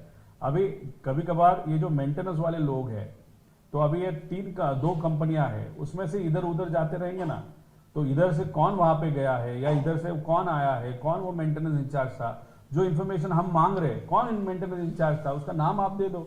अभी तक नाम AIB रिपोर्ट में भी नहीं आया. और FIR जो हम मांग रहे हैं या करना चाहते हैं, उसी के कारण करना चाहते हैं, क्योंकि हमको जानना है कि उस विमान का मेंटेनेंस किसने किया था. एक तो मेन मेंटेनेंस किसने किया था, जो कुछ किलोमीटर होने के बाद या आवर्स होने के बाद होता है, और डेली मेंटेनेंस जो बॉम्बे में किया गया था वो किसने किया था. ये सब चीजें हमको जाननी है. इसके अलावा आपने अजीत पवार जी खुद जो है सावधानी बरत रहे थे. रोहित भाई, आप कहते हैं अजीत पवार जी खुद सावधानी बरत रहे थे, पानी प्लास्टिक की बोतल में पी रहे थे, वो क्या मामला था, पूरा विस्तार से बताइए जरा. देखो, ये VSR का इशू आने के बाद बहुत सारे नेताओं ने अपने जो हेलीकॉप्टर है वो अच्छे हेलीकॉप्टर लेना चालू कर दिए, वो अच्छी चीज है. लेकिन अभी भी कुछ लोग VSR का इस्तेमाल कर रहे हैं, वो गलत चीज है, उसका मेंटेनेंस नहीं होगा. और दूसरी बात, क्योंकि ये इंफॉर्मेशन आने के बाद ही जो नेता है वो प्रिपेयर्ड होता है. जैसे दादा के केस में अगर आपने देखा होगा, पहले अजित दादा पहले प्लास्टिक की बोतल हो या किसी के भी घर गए तो नॉर्मल ग्लास में भी पानी पीते थे. अभी उनको इन्फॉर्मेशन किसने दी, बताते वक्त उन्होंने सिर्फ बताया था कि हमको थोड़ी सी केयर लेने की जरूरत है, या किसी ने मुझे बताया, इसलिए उन्होंने प्लास्टिक बोतल बंद करके कुछ 4-5 महीनों से ग्लास की बोतल वहां पे ग्लास के बोतल से पानी पीना चालू किया था, क्योंकि उस पर मैनिपुलेशन नहीं हो सकता, या कोई इंजेक्शन से उसमें पॉइजन नहीं डाल सकता, या कुछ नहीं डाल सकता. उसी के साथ उन्होंने अपने जो पर्सनल गार्ड्स थे उन पे ज्यादा विश्वास रखना चालू कर दिया था. एंड अनफॉर्चुनेटली एक्सीडेंट वहां पे हुआ था. अभी जो मैं एकनाथ शिंदे साहब के बारे में आपको बोला था, VSR का एक प्लेन था, ज्यूरिक जा रहा था और डावोस के लिए, तो वहां पे जाते वक्त उन्होंने जो VSR कंपनी है उन्होंने ईरान की परमिशन नहीं ली, इराक की परमिशन नहीं ली. इंटरनेशनल फ्लाइट में आपको जिस कंट्री के ऊपर से अगर आप जा रहे हो, और स्पेशली अगर वो कंट्री बहुत हॉस्टाइल है, तो परमिशन आपको लेनी पड़ती है. तो मैं एकनाथ शिंदे साहब का जो प्लेन था वो कैसे आपने इराक और ईरान के ऊपर से विदाउट परमिशन वहां पे लेके गया, उसके लिए वहां पे बहरीन आके उनको 3 घंटा रुकना पड़ा, फिर परमिशन लिया, फिर उड़ाया। अगर वैसे ही 2 मिनट का डिले होता तो ईरान के जो पायलट्स है या जो भी उनके फाइटर जेट्स है वो उस एकनाथ शिंदे जी का जो प्लेन है वो गन डाउन भी कर सकते थे। अभी ये जो इंफॉर्मेशन है वो हमारे पास आई है, अभी ये इन्वेस्टिगेटेड करने की जरूरत है। वो अगर प्रॉपरली इन्वेस्टिगेट करने के बाद अगर प्रॉपर पेपर वर्क अगर सामने लाया, या एकनाथ शिंदे साहब को जाके आप पूछ सकते हो ये इंसिडेंस हुआ था क्या, उनको इस इंसिडेंस के बारे में मालूम है क्या, उस इंसिडेंस के बारे में कुछ पेपर मेरे पास है, वो आगे लेके मैं आऊंगा। लेकिन एकनाथ शिंदे साहब का भी इस इंसिडेंस के बारे में क्या कहना है वो देखने की जरूरत है, क्योंकि अगर आप देखो 6-7 दिन पहले उनके पार्टी ने भूमिका ली थी वीएसआर से हम ट्रैवल नहीं करेंगे। तो इसका आधार है, जैसे आप कह रहे पेपर्स है कि ईरान और इराक का आप जिक्र कर रहे हैं, मतलब उनके जान को भी थ्रेट था, इस तरह स्वाभाविक। नहीं देखो, अगर कोई भी बंदा है बाय प्रोटोकॉल या बाय प्रोसेस, अगर आप भारत से जुरिक जा रहे हो, 8 घंटे का फ्लाइट है, आपका प्लेन जो है लेगेसी 600 था शायद, वो लेगेसी 600 4 घंटा आराम से जा सकता है। तो रिफ्यूलिंग बहरीन में होने वाला था जो हुआ, उसके बाद फ्लाइट प्लान देना पड़ता है, मतलब पूरा फ्लाइट प्लान जुरिक तक देना पड़ता है। उन्होंने बहरीन में वो प्लेन रुकाया, फुल किया पेट्रोल, उसके बाद जब उड़ा और ईरान में गया तब वहां पे इंटरसेप्ट हुआ या उनको मैसेज दिया ईरान के डिफेंस ने, बॉस अगर और ज्यादा रुकोगे तो हमको ये प्लेन गिराना पड़ेगा। दैट मीन वो परमिशन नहीं ली थी। अभी महाराष्ट्र का मुख्यमंत्री अगर ट्रैवल कर रहा है, जुरिक जा रहा है, महाराष्ट्र हित के लिए जा रहा है, जाते वक्त अगर फ्लाइट प्लान में आप इंफॉर्मेशन उस देश को अगर नहीं दे रहे हो, अगर उस वक्त कुछ होता तो किस पे ऊपर जिम्मेदारी आप डालते हैं? यहाँ पे हम लड़ तो रहे वीएसआर, डीजीसीए या कोई ऐसा पॉलिटिकल या कमर्शियल व्यक्ति जो इस पे जिम्मेदारी हो सकता है अजीत दादा के केस में, वहां पे तो केस ईरान पे ठोक देते कि उसने कुछ किया। जैसे वो कभी भी एक आध प्लेन इधर उधर जाता है उड़ा देते हैं, वैसे एकनाथ शिंदे जी का प्लेन उड़ा दिया, खत्म विषय, ऐसे भी हो सकता था। तो अभी उसके पीछे क्या है वो इन्वेस्टिगेट करने की भी जरूरत है। हम दादा के लिए तो ट्राई कर रहे हैं, लेकिन उनके बारे में क्या हुआ था वो डीजीसीए या किसी और ने प्रॉपरली इन्वेस्टिगेट करने की जरूरत है, क्योंकि बहुत बड़ा वो इन्वेस्टिगेशन वो ऑपरेशनल फ्लॉ था। अभी वो इंटेंशनल था या गलती से हुआ, वो देखने की जरूरत है। एक और चीज, आपने रिपोर्ट का जिक्र किया कि खामियां थी उसमें, प्लेन राइट तरफ रिपोर्ट में लिखा गया जबकि वो लेफ्ट में दिखाई दे रहा है, एक वो। दूसरा आपने ये भी कहा था कि जिस तरह से फ्लाइट रडार से उनके पुराने जो ट्रैवल रिकॉर्ड है वो हटा देंगे, वो पूरा मामला क्या, प्लीज वो बताइए। देखो, जो विमान अगर आप देखो तो कोई भी विमान कहाँ पे भी जा रहा है तो उसका एक रिकॉर्ड, वो क्या बोलते हैं उसको, फ्लाइट रडार का एक सॉफ्टवेयर है, उस पर वो रिकॉर्ड होता है, उसमें हिस्ट्री भी दिखती है आपको। लेकिन जब से हम प्रेजेंटेशन लेना चालू कर दिए तब पूरी हिस्ट्री दादा के फ्लाइट का भी, दादा का फ्लाइट का एक्सीडेंट हुआ है तो उसकी हिस्ट्री निकालने की कुछ जरूरत है क्या, तो नहीं, तो वो हिस्ट्री निकाल दी। बाकी सब प्लेन की हिस्ट्री वहां पे निकाल दी। अभी किसी को पता नहीं चलता कौन सा प्लेन कहाँ पे वहां पे जा रहा है। तो अभी वो अगर आप हिस्ट्री निकाल रहे हो तो डेफिनेटली आपके मन में डाउट है कि हमारी चोरी कहाँ पे तो पकड़ी जाएगी, तो वो एक एंगल उसको था। दूसरा विषय क्या था? Left right. अभी देखो, लेफ्ट बैंक मतलब लेफ्ट विंग नीचे जाता है, राइट बैंक मतलब राइट विंग नीचे जाता है। अगर आप देखो तो वो जो रनवे है उसके लेफ्ट साइड को वो प्लेन क्रैश हुआ, ये सही बात है। लेकिन उन्होंने बोला बहुत सारे ट्रीज थे, उस ट्रीज को वो डैश हुआ, उसके बाद वो एक्सीडेंट हुआ, तो वहां पे तो ट्री नहीं, वो तो हमने प्रूव किया। और फिर वो राइट बैंक हुआ था, ऐसे रिपोर्ट में बताया। लेकिन अगर आप वीडियो देखो तो left bank okay left side को वहां पे वो क्रैश हुआ था। अगर आप इन्वेस्टिगेशन कर रहे हो तो अच्छी तरीके से तो करो। यहाँ पे कुछ भी आप इंफॉर्मेशन दे रहे हो और इस इंफॉर्मेशन पे सीबीआई और सीआईडी फर्दर इन्वेस्टिगेशन करने वाला है, तो पहला ही इन्वेस्टिगेशन अगर फ्लॉ आप कर रहे हो तो आगे जाके न्याय कैसे मिलेगा? इसीलिए तो वीके सिंह ने मेरे बंदे को फोन करके वहां पे गाली देके नीचे से लेके ऊपर तक लोग हमारे हाथ में है, और एआईबी ने रिपोर्ट दिया ना, मतलब उनका रिलायंस जो है वो रिलाय किस पे हो रहे हैं, तो एआईबी के रिपोर्ट पे, डीजीसीए पे वो रिलाय हो रहे हैं। इसलिए हमारा कहना है कि इंटरनल कमेटी 11 के अंतर्गत वो रिसर्च नहीं होना चाहिए, वो 12 के अंतर्गत चाहिए, और हमारी भी इन्वेस्टिगेशन वैसी होनी चाहिए, एक अलग बॉडी के माध्यम से, एक अलग बॉडी वहां पे करके। और जो अहमदाबाद में एक्सीडेंट हुआ था वो भी 12 के अंतर्गत वो इन्वेस्टिगेशन होना चाहिए, क्योंकि डीजीसीए के बहुत सारे लोग भी इसमें जिम्मेदार है, ऐसे हम सबका कहना है। देखो, जब सुशांत सिंह राजपूत का विषय या उनका इन्वेस्टिगेशन ये सीबीआई के देने की बात हुई थी, तब बिहार के मुख्यमंत्री, तब उस टाइम इलेक्शन भी था बिहार में, उन्होंने एक प्रस्ताव केंद्र सरकार को होम मंत्रालय वहां पे दिया था। आज भेजा, 2 दिन के बाद सुशांत सिंह के बारे में सीबीआई का इंक्वायरी का प्रस्ताव ये 2 दिन में एक्सेप्ट हो गया। अभी महाराष्ट्र का एक बहुत बड़ा नेता इस एक्सीडेंट में अगर गुजर जाता है, उनका इन्वेस्टिगेशन सीबीआई के माध्यम से हो, ऐसे उनके ही पक्ष के लोग चाहते हैं। ऐसे पत्र तो दिया, 18 दिन हो गए, अभी तक सीबीआई के बारे में क्या हुआ किसी को मालूम नहीं। तो ये अभिनेता हो या एक कॉमन मैन हो या नेता हो, सब लोग हमारे लिए इंपॉर्टेंट है। लेकिन इस केस में एक वीआईपी, वो भी राज्य का, अगर 6 बार जो उप मुख्यमंत्री रहा है, और वो जब उनका एक्सीडेंट हुआ तो वो खुद उप मुख्यमंत्री थे, संवैधानिक पद पे वहां पे थे, उनका एक्सीडेंट होने के बाद भी सुशांत सिंह के बारे में 2 दिन में वहां पे रिपोर्ट एक्सेप्ट होता है, लेकिन यहां पे 18 दिन होने के बाद भी वहां पे रिपोर्ट नहीं होता, और 1 महीना होने के बाद भी इन्वेस्टिगेशन कहां पे भी आगे नहीं जा रहा। तो इसके पीछे कौन है, ये हमारी सबकी मांग है या प्रश्न है।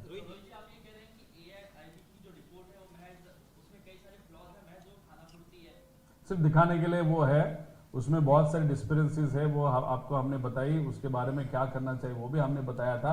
और ये जो इन्वेस्टिगेशन जानबूझ के उसको लेट क्यों किया जा रहा है, क्योंकि ये वीएसआर के लोग, डीजीसीए के लोग साथ में इकट्ठा बैठते हुए पेपर वर्क वहां पे कर रहे हैं। मतलब जो गलतियां उनकी हुई है वो कुछ छुपाने का काम वो कर रहे हैं, क्योंकि अगर वो गलतियां सामने आएगी तो वीएसआर को, तो वीएसआर के ऊपर कार्रवाई करनी ही पड़ेगी, उसके ओनर्स के ऊपर कार्रवाई करनी पड़ेगी। लेकिन ये वीएसआर को अलाउ किया ये डिस्पेरेंसीज या गलतियां करने के लिए, इसलिए डीजीसीए के बहुत सारे बड़े बड़े जो अधिकारी हैं वो भी इसमें अटकेंगे।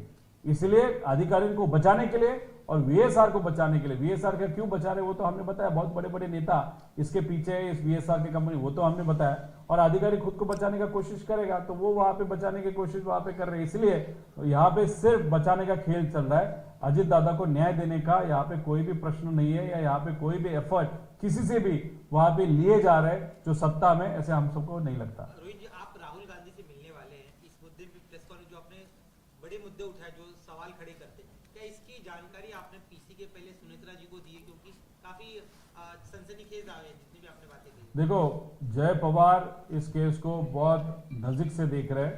उन्होंने खुद वहां पे ट्वीट किया था एक ऐसा वीडियो जो हमारे पास था, हम प्रेजेंटेशन करने वाले थे, लेकिन उनके पास वो पहले, मेरे से पहले था। तो वो प्रेजेंटेशन फिर उनके बाद मैंने वो वीडियो उनके सोशल मीडिया अकाउंट से ले लिए, जो आपको दिखाया था, उस पर कुछ डिटेल्स वहां पे।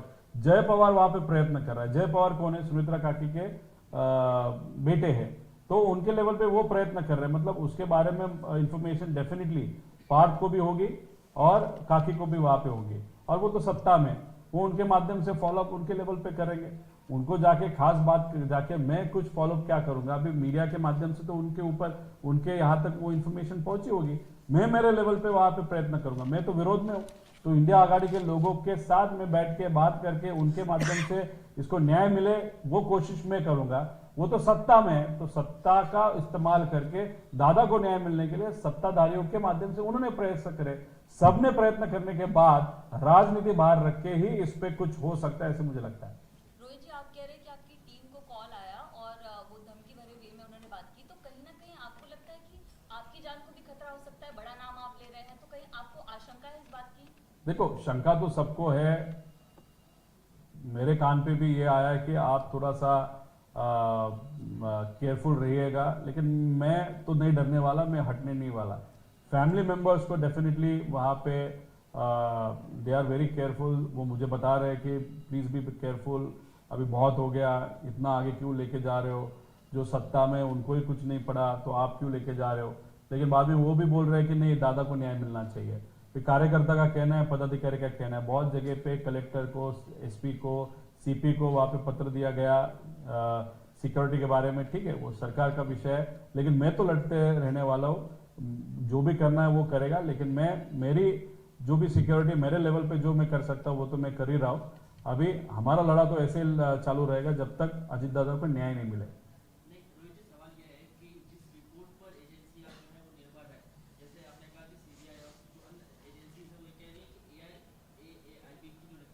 पर हम निर्भर है आगे की जांच के लिए, लेकिन अगर उन्हीं रिपोर्ट में खानापूर्ति की जा रही है आपके इतने सनसनीखेज दावों के बाद, ऐसे में फिर क्या?